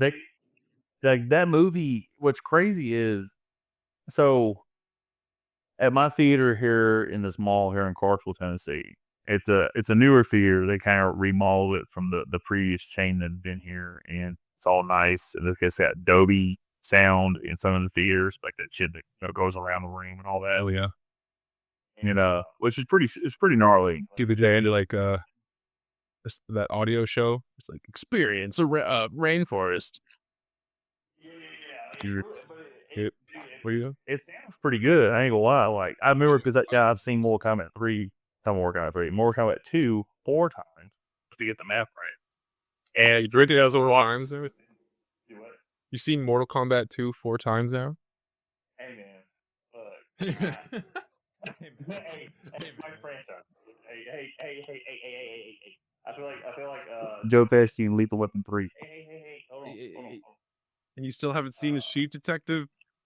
I have not seen the Sheep Detective. I'll watch that on streaming. Thank you. God, that's funny. That's true. Well, no. So, like going back to the advertisements of the shit, right? Yeah. The Mortal Kombat 2 has had quite a bit of like TV exposure. Because I've seen it on my mom's TV. I don't watch a lot of. I don't have cable right now. Like I'll have YouTube TV. You don't have cable. Around. Yeah, I only have it for football season. So once football season's over with, I cancel it because it's $100 a month. Yeah. So, and football season comes back up, I'll pick it back up, whatever have you, right? Yeah. So, like I saw more combat thing. You'll see Mandalorian and Grogu. You're not really seeing much of like Masters of the Universe. Like a lot of these movies feels like they're basing everything off of YouTube buzz. That's like true. you're seeing on an ad. And buddy, I pay for YouTube Premium. I'm not seeing your ad, so I don't know this thing exists unless I see you actually seek out your trailer. You know, weird. Doesn't that come? Yeah, well, like soon. No, it comes out soon. Like it comes out like next week. The Masters of the Universe. I was gonna say like the beginning of the month or something, right? Like next month. Yeah, and what's really crazy, so at the theater, like going back to the advertisement of it, they had this big Mortal Kombat stand. That's like this big fucking tall rectangle, right? Each side is like a scorpion, there's katana, the Shao Kahn, there's Johnny Cage, right? And that display was inside the theater. You could see it through the window, but you won't see it until you walk through the doors. Outside the theater, right next to where we have our little Daves and Busters, they had a Masters of the Universe, like this big cutout. It's like probably fucking 12 feet long, like huge. And then that movie hasn't even come out yet. It's coming out next week. They've already got another display up in that area, and Masters of the Universe has been moved to the back end of the movie lobby inside the theater where no one can really see it. I'm like, that feels really fucking weird. Like, that movie comes out next week. Why wouldn't you have that front and center? Yeah. Like, the rotation of their displays is just weird to me. But yeah, it's kind of, it's always the big ball piece too. Yeah, man. I mean, Mortal Kombat 2, Masters of the Universe, Sheep Detectives. There's your triple feature right there. Exactly. Your big triple, your visit the. I lost the way. AAA movies. That's AAA games. Never mind. That's what I'm thinking. Baseball, big budget movies. Yeah. Well, you know what's so funny, like, so Grogu, Mandalorian Grogu, I told you, like, I was going into thinking, like, this thing's gonna suck, it's gonna be shitty and stuff like that, and it's good, it's fun, like, just some it's like 4 or 5 episodes of the show tied together. And here's another thing about that character. They have teased in season 2 that him and Grogu were going to split up. Immediately, season 3, or not even season 3, I think it's like Book of Boba Fett they hooked back up. And then season 3, they're like teasing that he's going to get killed and leave Grogu behind. This movie, they tease it like twice. They keep hinting around that one of these days you're going to die and Grogu is going to be like alone. And they tease it like, I'm not going to ruin it and spoil anything. They tease it multiple times, and it's like, shit or get off the pot. You can't keep doing this because there's no heartstrings you're tugging it. But there's a lot of like cutesy shit with fucking Grogu, and you're like, okay, this is for the family stuff. This is for like the moms that love that didn't like Star Wars but love Grogu because he's Baby Yoda and shit. It is just, and you see there's some characters from Rebels in there, which is cool. It's really weird how they do the Hutts because now all of a sudden the Hutts can speak English. Isn't one of them Jeremy Allen White, the dude from The Bear or something? Yeah, he plays Jabba the Hutt's son. What a weird choice. Yeah, but he does a good job in it. Like his voice, you can't tell it's his voice. Like it's really, defibrillated. Obviously, the sound effect. But that character is a highlight of the movie. Like it's fun. It's. Do you remember in the Book of Boba Fett the two Hutts that come to Boba Fett trying to get Jabba's palace back? No. Did you watch Book of Boba Fett? I did, but I don't remember any Hutts. Yeah, there's a scene, and they didn't look great because of CGI. But there's a scene of these two Hutts come up on one platform being carried by fucking 20 people. And they're talking to Boba Fett like they want the place back. And he goes, "No, this is my place now." And they're like, "Okay, you can have it." And they just leave. It's some weird shit.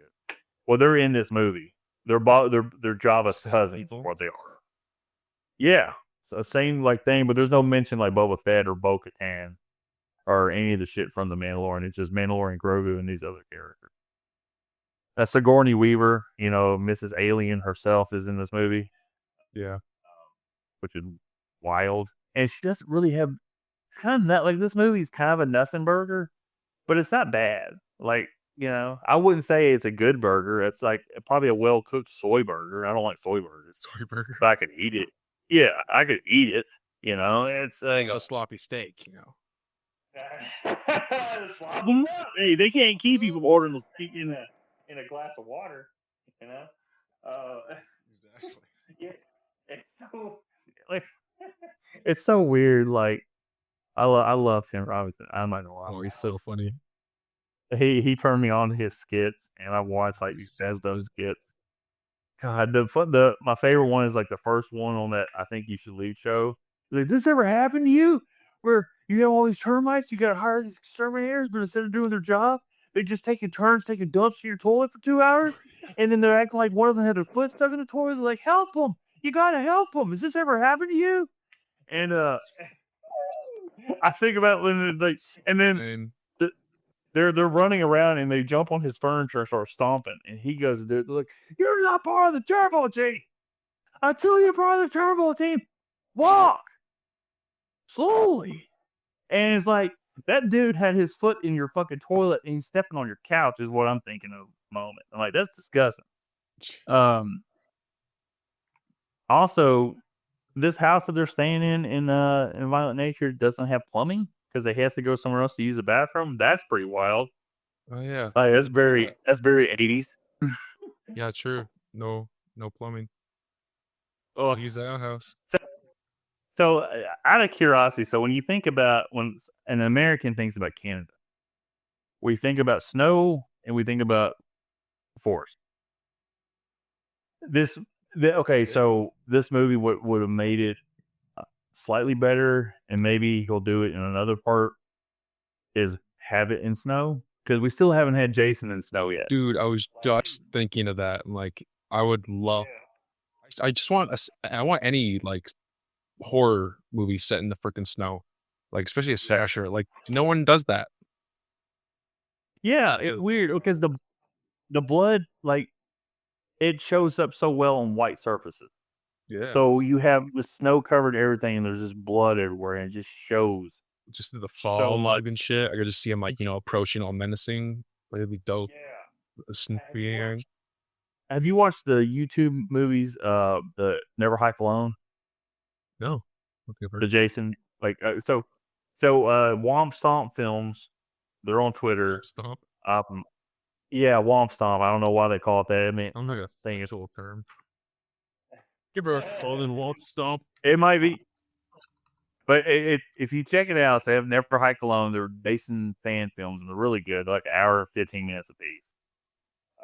They actually get Tom Matthews to play Tommy Jarvis in one of them. They get him back to come play this. And you could tell they kind of, they call him Jason. They don't call it Friday the 13th. And his hockey mask doesn't have the red chevron, so they're skirting around, I guess, copyright and shit like that. But one of them they do is in the snow. and it's really fucking cool. I just found it now, so I'm gonna save that. Never hike in the snow.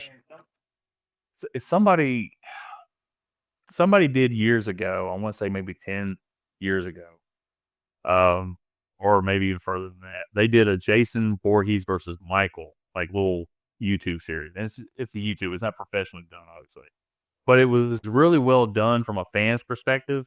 Like the people who play Jason and Michael, and you would think, well, hell, that's not really. They're the same killer almost. People who will tell you, well, actually, Jason's a special needs kid that grew up in the woods alone, and Michael's just a psychopath taking care of him in a nut house. No. Obviously, it's a spoof of Michael is what Jason was, just trying to make a quick buck. We can call it what it is, but he got more popular. They have Jason looks from part 3, and then Michael looks from the first Halloween movie, and they're just fucking stabbing each other. And each episode is Jason has the advantage, Michael has the advantage, the next one, and they have this really fucking cool final showdown. And this dude who's on this property is involved with it. It's really good. He's obviously that's the only vocalization they have is from the side characters that they're killing, but there is some snow involved in it. I'll find the link to them. I'll send them to you. Sick, yeah. Yeah, like I said, they're only 15, 20 minutes a piece. So it's just really cool shit, really well done. And it's yeah, but fucking the blood works great. It's one cool scene where Jason, he's stabbing Michael and shit and drives Michael off to the shed. So he turns around and goes to the shed, and as he's doing something to grab something, Michael sits up and leaves. and Jason turns around and is like, what the fuck? He's looking around and shit. And then later on, it happens the same way with Michael. Michael does something, and Jason gets something, and he disappears. And Michael's like, what the fuck?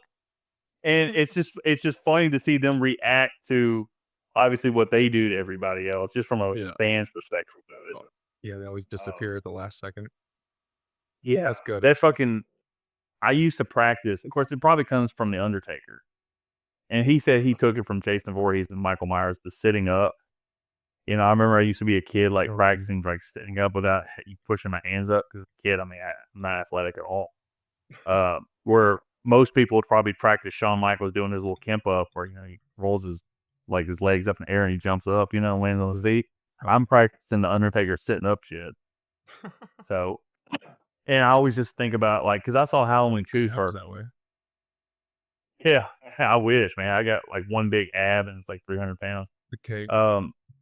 Hey, yeah, that's what it is. I look like Jabba the Hutt right before he gets choked out. Babe, it's by Leia in the skimpy outfit. That's a good way to go. Yeah, it is. I tell Savannah, I go, I almost shaved my beard off completely. And she goes, no, you're not. I go, is it because I look like Jabba the Hutt? And she goes, no, what? No. It's she wasn't thinking about that at all. She doesn't like Star Wars. But I throw that out there, and she goes, would you shut up? Now that's all I can think about. I go, uh-huh. Right up Jabba. For the Wuta Chewbacca. They don't. My favorite. Hold on. So they don't talk that in the Mandalorian. So they do a little bit of their shit, right? When they're doing the Hutt, because he actually goes to Now Hutta, so the Hutt home planet, right? And they're there and they're doing this talk, and then one of them starts talking straight English, and then the other one's talking English, and then Rhoda, which is Jabba's son, played by Jeremy, is straight up just talking normal. You don't have have a translation or anything like that. It's interesting that they went like that. I guess it would make sense for a Hutt to know different languages and shit because they live 600 years. Yeah, that makes sense. They do have an exposition scene in that movie where they're talking about Grogu outliving the Mandalorian because obviously Yoda's species can live up to 900 years or whatever. Well, the Hutts can live up multiple hundreds of years too, 600. Jabba, when he dies, supposedly he's 600 years.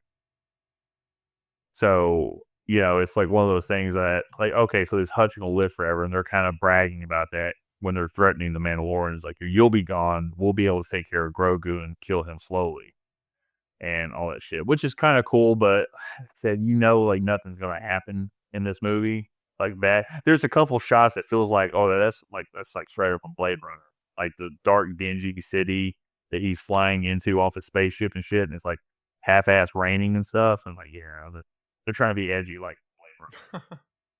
So, but it's not bad. It's not, you're not wasting your time watching, you know? Yeah. So I can't fault it. Like, I'm glad I got a chance to watch it. Like, okay, this is cool. It's Star Wars, you know? Yeah. So, like, no matter how bad the movie gets, I can't not. It's like I said, if they put a Halloween movie in the theaters, I'm gonna have to go see it.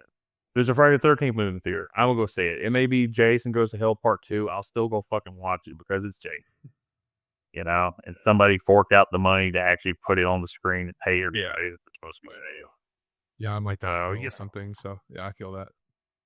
Yeah, that Dead by Daylight, man, that fucking blew my mind. So I sent that in the group. Crazy is that, like the day that we're gonna record in a Friday at the adjacent podcast, I'm like, oh, there's actually some news for Friday the 13th today, dude. And you know, we've talked about like how that mask is ass. Yeah, like that new mask that they this computer AI designed as Jason look for him or whatever. it's like just unlucky. Dude, it's so bad. And Cody goes, I actually like it. And I'm like, what the fuck? And I said, it looks like the chevron, what throws it off for me, like the ultimate thing that I look at every time when I see it, is the chevron is so fucking big in the middle of his head. And it looks like, I don't know if you are old enough to have seen a cartoon called Ed, Edd, and Eddy. Oh, yeah. So Ed has that big ass unibrow. And I always think about that chevron on that Jason mask is just this big ass unibrow from Ed, Edd, and Eddy. Like, that's all I think about when I see it. I'm like, that shit looks so fucking stupid. But it's here. Sean Cunningham's not dead yet. So I had to live with it. They did with, I want to know what the rights are, or whatever, legal crap they did with the Dead by Daylight. It has to be that they got paid a rights fee. They got divided up because they're not having to put any money into a game and it's splitting up the profits. They've probably just them, like with this Crystal Lake show coming out, like somebody's paying to make this show and then they got paid a rights fee for distribution because they're not getting paid, box office number because there's no box office. That's true. They're probably not going to, I think it's a flat fee that Sean and Victor are getting, and Warner Brothers, I guess, since they're the ones, or Paramount's about to own Friday the 13th all over again. Weird. Oh, right. Yeah. Because the whole shit. I don't know if I told you, man. I made a comment. Like I said, I don't want Paramount to buy Warner Brothers because, thousands of people are going to lose their job. Yeah. That's fucking terrible for like the creative industry. Yeah. So I made a comment. Owning all the shit. It's just annoying. Yeah, it is. I mean, I'm glad Disney's not going to own it all, but now it's Disney and Paramount. That's all it is. Yeah. That's like, well, and then Netflix doesn't own anything. They just lease everything, and they own a bunch of shit that's hardly watchable half the time. And when they do, it's like barely watchable. Like, yeah, it's like, oh yeah, well, we own the Rebel Moon series. Who the fuck wants to watch that? God, those movies are horrible. I have never watched them. I don't want to give them a chance. Yeah. Zack Snyder's Star Wars porn. It's literally Zack Snyder's Star Wars scripts. It was his scripts that he pitched to Disney that got rejected, and they turned him into Rebel Moon. I mean, Disney made fucking Rise of Skywalker. That tells you how bad that was. Exactly. So, and bad Last Jedi. And they want Zack Snyder. I mean, come on, guys. Nah, it would. Like some people, like Ryan Johnson should have had his own trilogy from the word go and not touch the main timeline. Yeah. Like his 3 Star Wars movies would have been fucking awesome if they weren't connected to the main story. But he was supposed to be on the trilogy or something, right? He was. Yeah, they had already. They greenlit that shit. Kathleen Kenned's like, he's getting his own trilogy, and this is before Last Jedi got released. And it's funny, you think of it like this. That trilogy, the first one made $2 billion. The second one made like $1.4 billion. The third one made $1.1 billion. You have 3 films that cross $1 billion, and everybody looks at them like a fucking failure. That's hilarious. Only Disney could do it. Yep. So I It's just never, like, and like that's the thing with me with this Mandalorian. Like, it's just like what 7 years, and this is the first thing Star Wars to come out in theaters. Is it yeah. not? It's not even an ending to the TV show. It's just more, right? It's there's no, it's not an ending yet. We don't want to ruin it, but yeah, they could continue if they want. Yeah. So you're like, what's the point? Well, here's the point. So they were supposed to do a season 4, and then they were going to have a movie that kind of tied up all the universe: Book of Boba Fett, Ahsoka, Rebels, Mandalorian. So that got pulled, and they were told to go ahead and make a movie. And if this movie isn't successful, I'm pretty sure they're going. Someone said they're going to just cancel live action Star Wars. Like, it's not worth the money they're putting into it. Yeah. And it's just got a bad reputation. Like that Maul show. I don't think if you have watched it, you haven't told me. Maul show? The Darth Maul, the animated show. No, yeah. So I think you would really dig that show. So I was literally thinking of like a mall. I was like, what? A show set in a mall? What show? No, that's funny. It's like, I was like, wait, we're talking about Star Wars, dude. Yeah. Oh, wait. It's the fucking mall. It's what? Oh, that's. I'm sure. The thing that you probably, which is funny that you say that. The whole thing, like the whole Darth Maul thing, because they call him Maul now. He's not Darth Maul because he's not Sith. Oh, that makes sense. Yeah. So I've gotten so used to calling him Maul from the Rebels and from like the Clone Wars. They started doing that. I'm not Darth Maul anymore. Okay, cool. So now they just refer to him as Maul. He's not even called Darth Maul anymore. But it's so like, I don't know what it is. It doesn't rest on the shoulders of a legacy character that people just think looks really cool. Like, they put so much like action into Maul's like story, but then you have a surrounding story that's intriguing that props it up. Because obviously, if you see Maul so much, he's gonna lose to being special. So they have a strong enough story around him to kind of carry these episodes, and then he's coming back into them. But he's not like, it's not like Book of Boba Fett where it's 8 episodes, but 6 of them are Boba Fett, 2 of them are Mandalorian. It's not like that. Maul's in everything, but he doesn't have to show up every minute and be like, oh yeah, don't forget I'm in the show. Yeah. Plus, like, we revolved around him.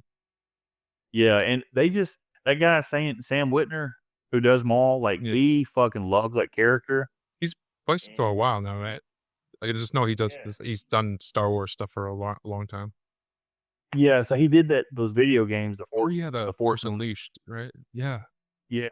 So he started with that, and then I think they gave him the Maul part in the Clone Wars. Wasn't he Darth Sidious or something too? Yes. So when they don't have Ian McDermott play Sidious's voice, it's oh, okay. So, and he's like the biggest fucking Star Wars nerd too, which is so funny when he talks about it. And he's straight up, and he doesn't. Go ahead. I'm sorry. I was just gonna say, like, he's just a good actor. Like, main thing I like remember him mostly is like from The Mist. He was that military guy. Yes. Yeah, I forgot all about that. Yeah, he's a good actor. Like I said, like voice acting and stuff like that. He's incredibly talented. And it's so funny, like, he doesn't glaze his characters. Like, he's said, like, multiple times, shit, I can't say it. Oh. And when next episode we do, we can continue the Maul conversation, because he talks about Maul and another character. Talking about, like, Maul and the Emperor. Like, Maul's no match for the Emperor. Oh, yeah. When it comes to force powers and shit like that. And he's talking about, like, Maul versus, like, Dooku. You see that. But it's like, Maul, all of his powers are based off his agility. Well, he's got metal legs now. So he doesn't have what he used to have. So he's always kind of like, he's not 100% fight and all this other stuff. But like I said, you got to watch the show, because there's a few things in it that we talk about. So real quick, going back to Inner Violent Nature, to go another tangent. That's what I love about these episodes. It's like, I love going on tangents. Yeah.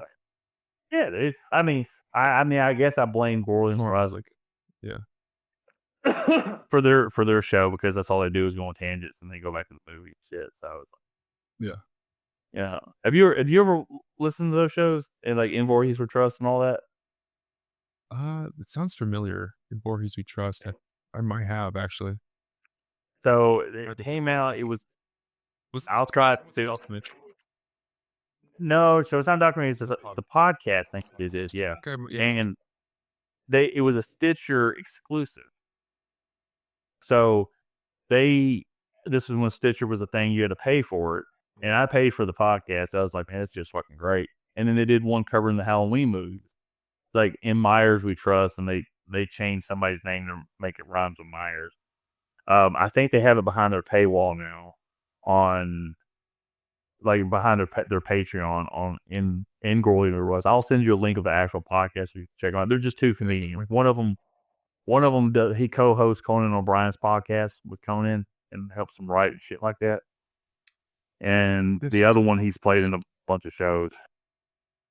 Okay, maybe that's why it sounds familiar then. Yeah, you have to send it to me because it does sound very familiar.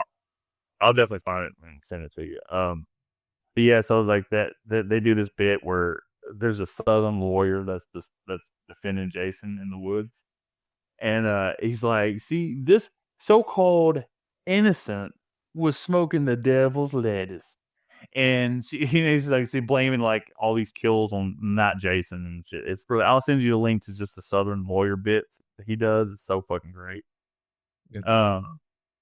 Yeah, it's so stupid. It's hard to describe, but once you hear it, you're like, okay, that's pretty good. But yeah, so I guess we'll go ahead and finish up on the movie. Yeah. Did you have a favorite kill? Well, definitely, like what everyone's favorite kill should be, that freaking yoga girl. Holy hell! Like, what did you think of that? I had to look away. Let's say, like, this is one of those movies where like I would just love to like.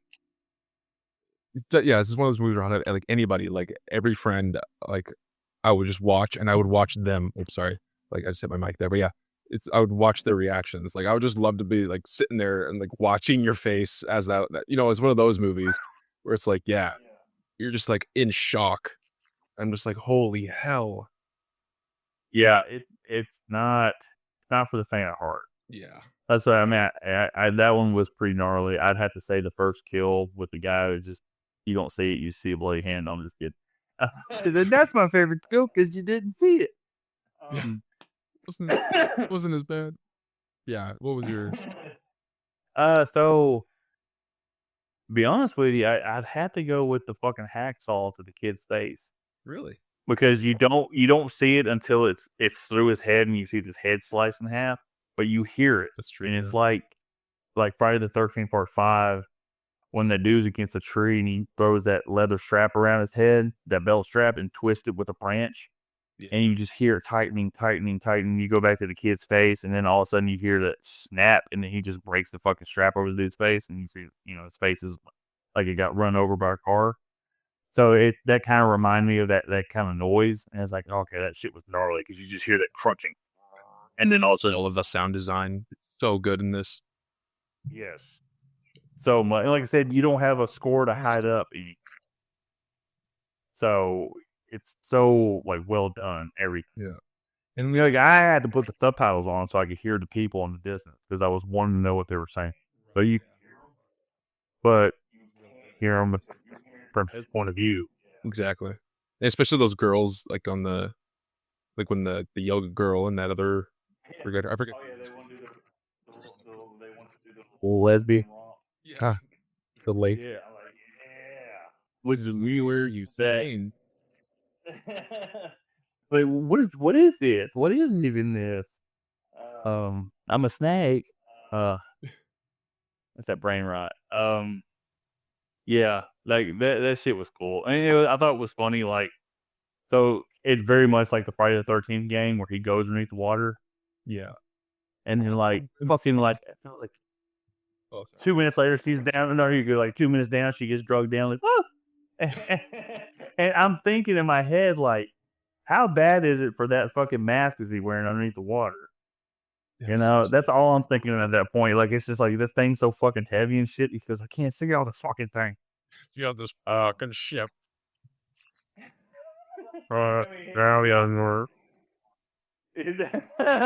We did too much. Okay? I'm telling you, I'm gonna rip the fucking hell. He goes, don't whip the hell up. He goes, I'm telling you that I am. That part when he's like, if my chin hurts, he goes, oh, it hurts. He goes, it does hurt. You don't know. You don't know. Pause. Yeah, you hear that pause. Also, he goes, grab the tray. He goes, shut the fuck up. Yeah. And it's just so funny how he does it so quickly. And I'm like, oh. What would that do to humanity, Greg? To the greater good. What did that do? So, and then he goes, you thought it was funny? He goes, I thought it was interesting. Like he's playing this shit off. Yeah. And then they go through that whole thing, and at the end he goes, what's the show then? He goes, God damn it. God damn it. Man. So I guess, yeah, so that kill for me would be the first one with the hacksaw, because there was just, you didn't have to see it, but you could hear it. It was crunch, crunch, crunch, and then fucking like that final like release. And it's like, oh, that was gnarly. Was there a visual sequence that you could pinpoint to? Is like, okay, that's what I'm gonna remember the most from this movie. So for me, example is it's the girl going in circles in the woods and the camera just following her at a frantic pace. Oh, yeah. Every couple like minute as she's doing this, you hear him hacking at that body, and then she gets further away from it, and then she gets closer, and then she gets further away from it. That whole franticness of that scene just was so fucking good. I'm always gonna remember that. Yeah. So do you have a scene like that in this movie? It's definitely that. It's that one. Definitely the yoga girl kill. And even, again, like, just this way everything's just kind of shot. The one shot you're talking about. Like the skyline shot looking down where it's axe to the head and then crushed down with slot. There's so many, all the long takes. I'm just like, I don't know, just keeps my eyes glued to it, surprisingly. Like, yeah, it's just kind of, Yeah. I don't know why all those shots, I'm just like so fascinated by it. And like, it's definitely one of those movies too where like, I don't know, it definitely just put this on during like a Halloween party and like, you know, no one's really watching, but then they glance a few times and the kills happen. But it's just like, it's good ambience, you know what I mean? Like, yes. Like him walking through the woods could be like an ASMR, like, exactly. It's like the ways nature walks you find on YouTube. yeah, you just they're walking through leaves. Yeah. Evil. Yeah. So I guess at this part of the episode, we'd go, do you recommend this movie? So I guess I'll go with you first. You recommend it? Yes, I definitely recommend this, especially if you are a fan of Friday the 13th or just slashers and you get the genre and everything like that. And yeah, definitely recommend it. Yeah. Just So something different. oh, what were you going to say? I'm talking about that. Oh, sorry. Just something different. Yes. I can see how some people would think this movie was boring. Yeah. I do think if you're not a slasher fan, you could still like this movie, but you have to have the right mindset going into it. Like, Exactly. no expectations, just watch it and just get immersed in the movie. Don't write it off as like some stupid like slasher movie. And slasher fans or Friday the 13th fans can watch it and be kind of bored with it because like there's no music and how it's done differently. It's like, just go in with it with an open mindset, and anyone could enjoy this movie. But I definitely recommend it. Yeah. Because I could see, like, if you came in with the wrong mindset and you watched this movie the first time, you'd never want to fucking watch it again. Like, man, fuck this piece of shit, you know? Yeah. Especially if you're going in, because I can totally, especially, you know, and I've seen it a lot online where, because definitely the yoga scene went viral, probably, you know, on TikTok, YouTube. It's like, oh man, top gory kills on YouTube, you know, that kind of stuff. And so that scene went viral, definitely. So I can just see, like, you know, people expecting just, you know, like a Terrifier or something, you know what I mean? Like, just, yeah, that looks like a new gore fest. I'm going to watch that. And then they end up just watching a guy walk through the woods for the majority of the movie. Yeah. I've never watched any of the Terrifiers because it feels like it's just like gore I porn don't shit. like them. Yeah, they're really bad, honestly. In my Yeah. No, I agree with you. Like, to me, like that, like you're just. I know it's like all fucking CGI and fake blood and stuff like that. Look, I get it, but like, there's got to be more story. yeah, there's no substance. Art the Clown, I admit, he is fun, but like it's maybe for like 5 minutes, and out of those, and like the second movie is like over 2 hours long. I'm like, you do not need to be over 2 hours long for a freaking Terrifier movie. Yeah, that's fucking. I couldn't watch. It's like 2 hours on real minutes. It's like a Star Wars length movie. It's so weird. I mean, yeah, dear God, that's the length of the Batman. Yeah. Like I've watched the Batman twice all the way through. Right. Yeah. I've tried to watch that movie 10 times. I can never get all the way through it because it's like The ending just kills it for me. well, the ending's kill. It's so long, and after I get that first scene where they're doing something in the way from Nirvana, and he's riding on the bike through Gotham, I got my fix. I don't need any more from this movie. So it's like, and like, it's not saying it's a bad movie. It's just like, your first movie in a trilogy doesn't need to be the same length as The Dark Knight Rises, or it doesn't need to be almost like Avengers Endgame. Him walking as slow as he can, like Michael Myers in Halloween 2, like the original Halloween 2, is not interesting. I know you're trying to create effect, like, well, he's always moving forward, and the way he fights is so deliberate. He's studying everybody's moving. He's the detective Batman. That's cool. Can we just not keep doing close-ups of his feet walking? Like, I don't need that. Just being honest. I feel But yeah, man, this was fucking fun on this movie. This really. No, I enjoyed it too. I was kind of like worried. I'm like, oh, would he find it boring? But yeah, I mean, I'll watch if anything to do like so. I've been hesitant to pick this movie on the podcast for the guys because I know Cody wouldn't like it. But it's a Western movie called Once Upon a Time in the West, and yeah, I love it. I love that fucking movie, but it is very slow and very deliberate. And if you don't know what you're getting into, it could be boring. If you don't respect the fact that like Henry Fonda was this, A+ leading man who was always a hero, and this was the one time he was a villain in a movie, and just that kind of historical like context of the movie.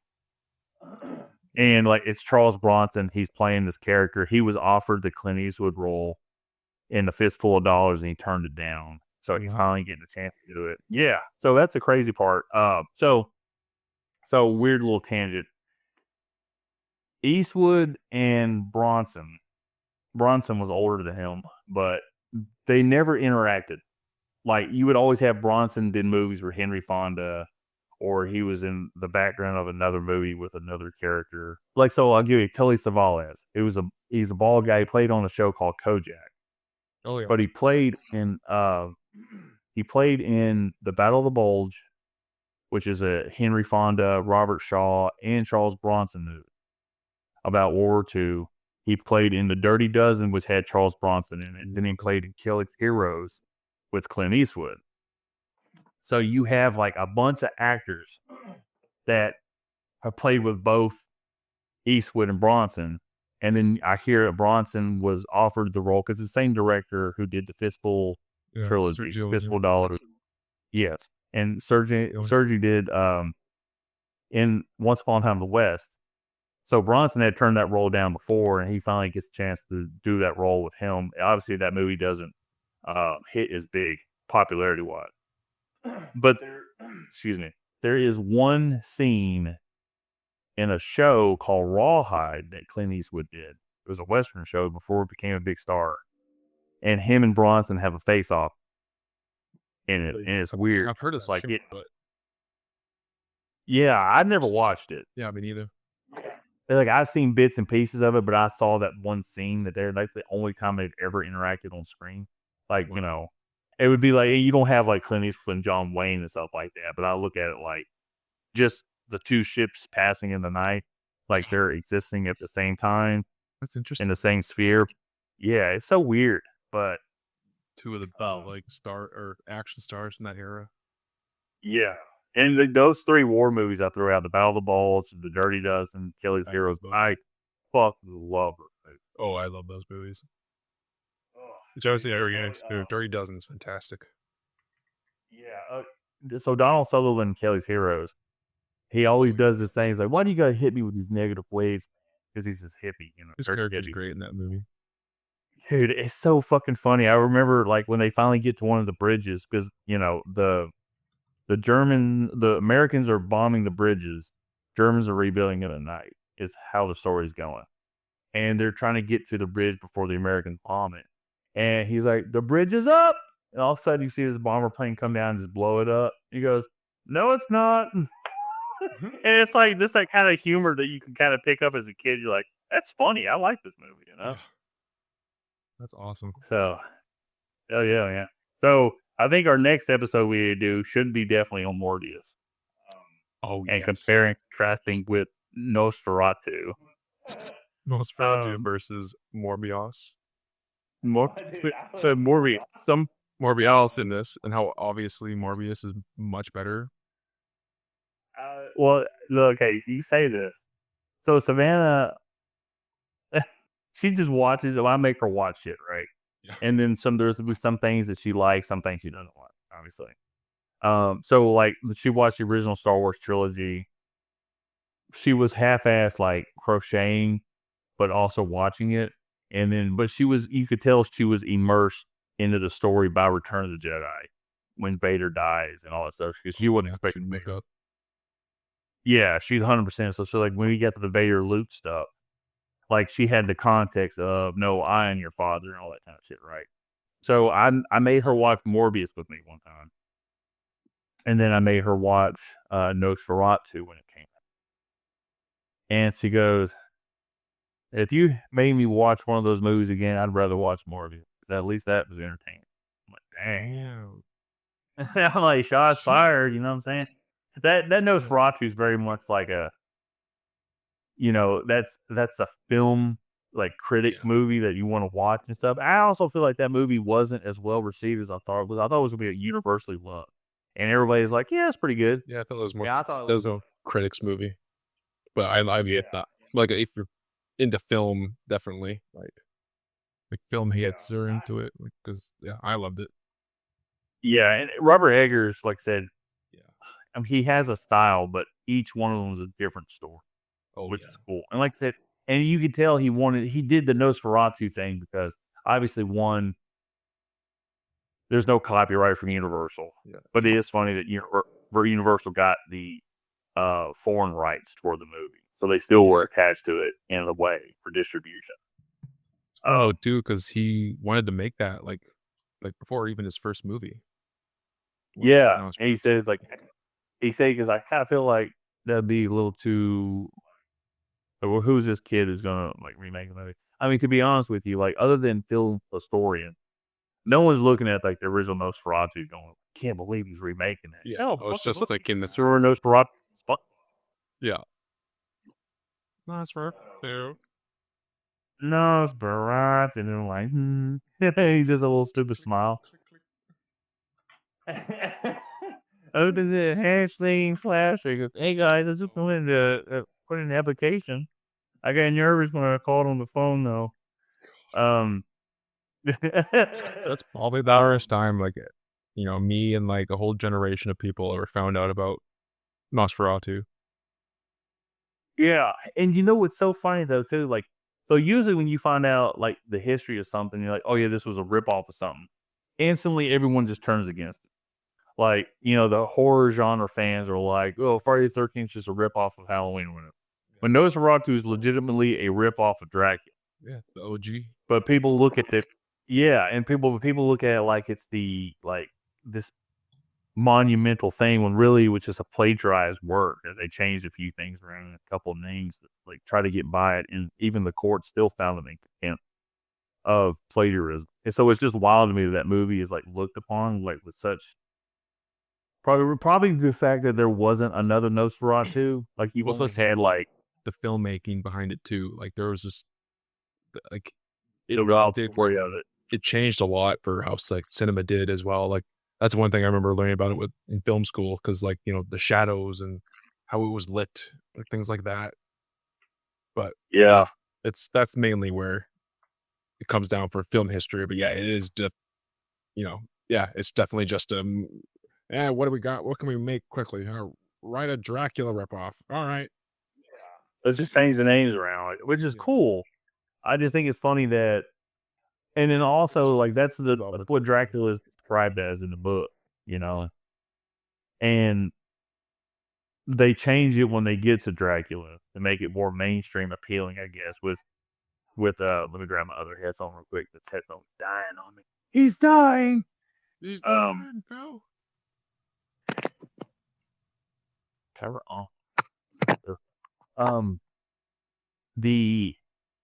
So Dracula is like more mainstream appealing, like the good looking guy, black slick back hair, like real piece of shit, and yeah, I guess, and it's also because like there's so much like attached to Dracula, like he can make Nosferatu kind of like his own, like even though he followed it beat by beat and stuff like that, but no one's comparing it to Bram Stoker's Dracula, which is still looked at as like the best Dracula movie, Yeah. And Owen doesn't like that movie. He watched it recently. He said, I didn't like it. What? Well, interesting. Like, I'm curious what he didn't like about it. We didn't get into those details. Next time. Yeah, so next time on, I guess we can call these episodes joint production. Joint production. Still Filmoscopy. Filmoscopy. I'll Filmoscopy side quest, I guess. Hopefully Cody.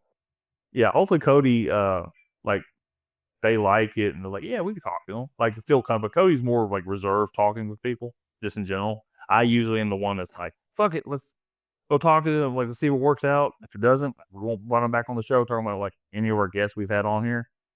But this is fucking awesome. Like, I'm sure we'll still talk once we get off here recording. But Definitely. This is just fun. Like,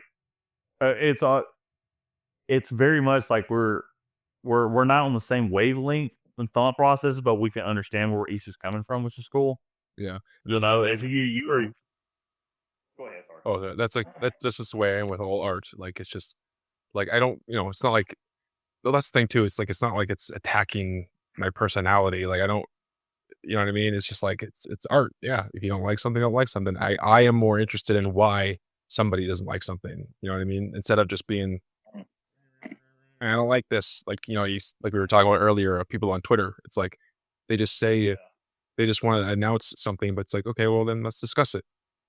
So yeah, it's just so yeah. I'm never like mad. It's just like it's just cool thing to talk about. I'm very much a troll when it comes to shit like that. Oh yeah, it is fun to be trolly sometimes. And I know how to like egg on shit too with like with you, it's joking around. Exactly. Yeah. Like so it took you a couple times to like, okay, this whole Morbius thing is just he's not being serious about it being one of the greatest movies of all time is a bit, and I'm leaning fucking heavy into it. And like so Owen, the bit with Owen he hates so much is that Ninja Turtles 3, Turtles in Time is I still love this line. They go back in time for like the first time and like I think it's Leonardo who swallowed. Are you talking about he swallowed my my ancestors? Is that good? No, it's Donatello who said that. He goes, "Oh, I just swallowed a frog. I hope it wasn't an ancestor." And Owen goes, "They're not even the same species." And I had never seen him get heated before, but it was so fucking funny. That's hilarious. And I remembered when Cody episode. Dude, I remember when Cody picked that movie. And I go, "Really? You want to watch that one?" Like even I remember then that the fucking like the Yoda, the Splinter costume was shit compared to the first two movies. I'm like, oh, okay, we'll watch that one. I mean, eventually we went to do the first two, but it's also it's kind of like it's like the RoboCop movies 1 and 2 look good, and then you get RoboCop 3 and it looks like shit. Yeah. So PG-13. It's always yeah, dude. Fucking Cody goes, "Hey, I guess we should cover RoboCop 3." I go, "No, I'm good." I've seen that movie one time. Well, I want to do. I don't know if we're going to do Terminator 3. Like, you feel like we Have should to. I don't know, man, because so first off, that's Owen's movies he's picking, right? So I've already got pretty much my year booked out with Halloween, and then like so I got with Town Dreaded Sundown, and then all my movies are gonna be Halloween. So I've got 1, 2, 3, 4, 5, 6, H2O, That's a lot of Resurrection. Yeah. So and you think about it, like I'm only getting one episode out of every 3, so every 6 weeks. So I might be going into next year still covering Halloween movies. And the Halloween game comes out September this year too, so I don't know. I might be into it. Cool. Yeah, so that'd be fun. I'll be shitty at it. I'll probably get it for just the Halloween part of it. I mean, that Friday the 13th game, you can't even fucking play it anymore because they shut everything down. Yeah, that sucks. I love that game. Dude, it was so fucking just. I was shitty at it, but the fucking details in that game were so fucking. And it was like, and everyone's like, from a critic standpoint, just shit on the movie. Like, you do realize this was an independent release. Like, they had money from backers, and they worked their ass off and continuously improved the game. Like, everybody just shit on it. They want to release. Like, oh, this is the worst game ever. All this stupid shit. Well, so if you're listening to this on Filmoscopy, or if it doesn't make the Filmoscopy cut, it's on FilmTrek. Yeah, wherever. Follow us. Yeah, wherever it's going to be, it's going to be here. It's going to be, and we're definitely doing another one of these because I'll get bored and I'll be like, yeah, I want to talk about something. Like, let's go watch a movie. I'll contact Cazzy. So, Heck yeah. Well, I'd love to come back and do more. Hopefully this is worked out. yeah. Hopefully it'll be one like we get, like say, get all 4 of us. Like if we get I'd love to be a dub, guys. So that shit would be like, it'd be fucker. I think you'd get along really good with Owen. or something. I don't know what it is, but guys seem great. Hell yeah, man. Well, thank you so much. Like, so, I guess we'll do one last quick plug. So, YouTube at FilmTrek. That's Mr. 50,000 followers here. Cazzy, you have Spotify and all that stuff, and yeah. Oh, you're Cazzy on the beat on Spotify. Yo, that's my okay, it's Yung Cazzy, like my artist profile and stuff. Yeah. Oh, gotcha. Okay, because I saw like on Discord it had like Yung Cazzy, and then Spotify just highlighted was Cazzy on the beat. Oh, yeah. So is that different? Somebody else have it before? Or? Should change that, but yeah.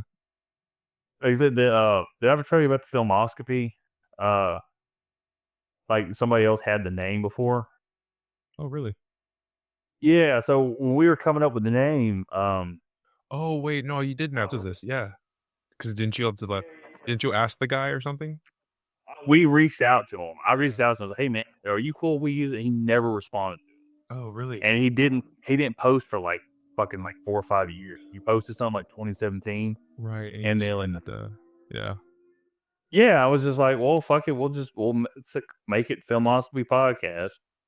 And, like we made the logo. I had somebody at work design the logo that we had. And I was like, no one's ever contacted us, been like, oh, you can't use our name and shit like that. Because I was like, when I went to Owen with it, I was like, man, I don't know, like, how do you combine film and colonoscopy? Who looked at me, you guys, Filmoscopy. And yeah, I think I told you this. I was listening to on repeat that stupid song "Hot Girl Bummer" by Black Bear. Oh, right. And yeah, and that beat and in that part where it's like, we go dumb, we go stupid, was stuck in my head. And I was just like thinking, like, what could I call the podcast? I'm like, well, an autopsy is after the body's dead. We could go with that. But I know there was a band that's one of my favorite artists is Mudbang, right? And 2 of their members formed another band. It was called Audiotopsy. And I was like, well, hell, I can't call it that because someone's already got topsy. Like, what's the difference? Like colonoscopy. Okay, it's a camera going up your butt, seeing what you ate. So it was like, we're digesting. We're going with after watching the movie and digesting it, we're, going up the butt and seeing what the after effect is. So I went up to him and was like, hey, man, yeah, no, I was like, and it's so funny because I can't ever come up with the full idea. I can come up with the nugget that somebody expands upon for the idea. I can never finish. So Owen just looked at me and goes, oh, Filmoscopy. I go, That's it. Yeah, that's Okay. teamwork. Oh yeah, man. But Cazzy, thank you so much for being on the show. Yeah. And everyone out there, if you listened this far, it's been a great episode, and I hope you have. Check out Cazzy on YouTube, FilmTrekkie, Yung Cazzy, everyone else. Put them in Google, you'll find them. Yeah. Check out Filmoscopy on YouTube, Spotify, some other podcast thing I see. Wherever you get your podcasts. Yeah, just Google Filmoscopy. We're the first name pops up. Like that person who had it originally, they don't exist anymore. Fuck them. That's why. Screw that guy. And as always, finish him. And then Owen goes off. Yeah. I remember that. Yeah. I don't want to replace him. So. I was like, you could be his replacement. No, it's good. He did that one time. They finished him off, and then our former coworker Sarah at the store was like, "I like that part. I think it's funny." I like that. So we just kept doing it. And yeah. So we just kept, and then she's very old. Call sign. Yeah, and it was like I thought he had ruined it for me. And like, Owen, you piece of shit. Because there was a Mortal Kombat podcast called Mortal Podcast. So Mortal Podcast, Mortal Podcast, like yeah, something like that. And then it was a dude who writes like for TV shows and stuff like that. But he's a Mortal Kombat fan, so he would bring on people on his show that knew nothing about Mortal Kombat, and then explain the lore of Mortal Kombat to him for this one Jerry. Yeah, which was cool. But he'd always like at the end of his episodes be like, and as always, finish him. So that's where I stole that from, and then Owen goes off. I'm like, you son of a bitch. You made it better. I couldn't do that. So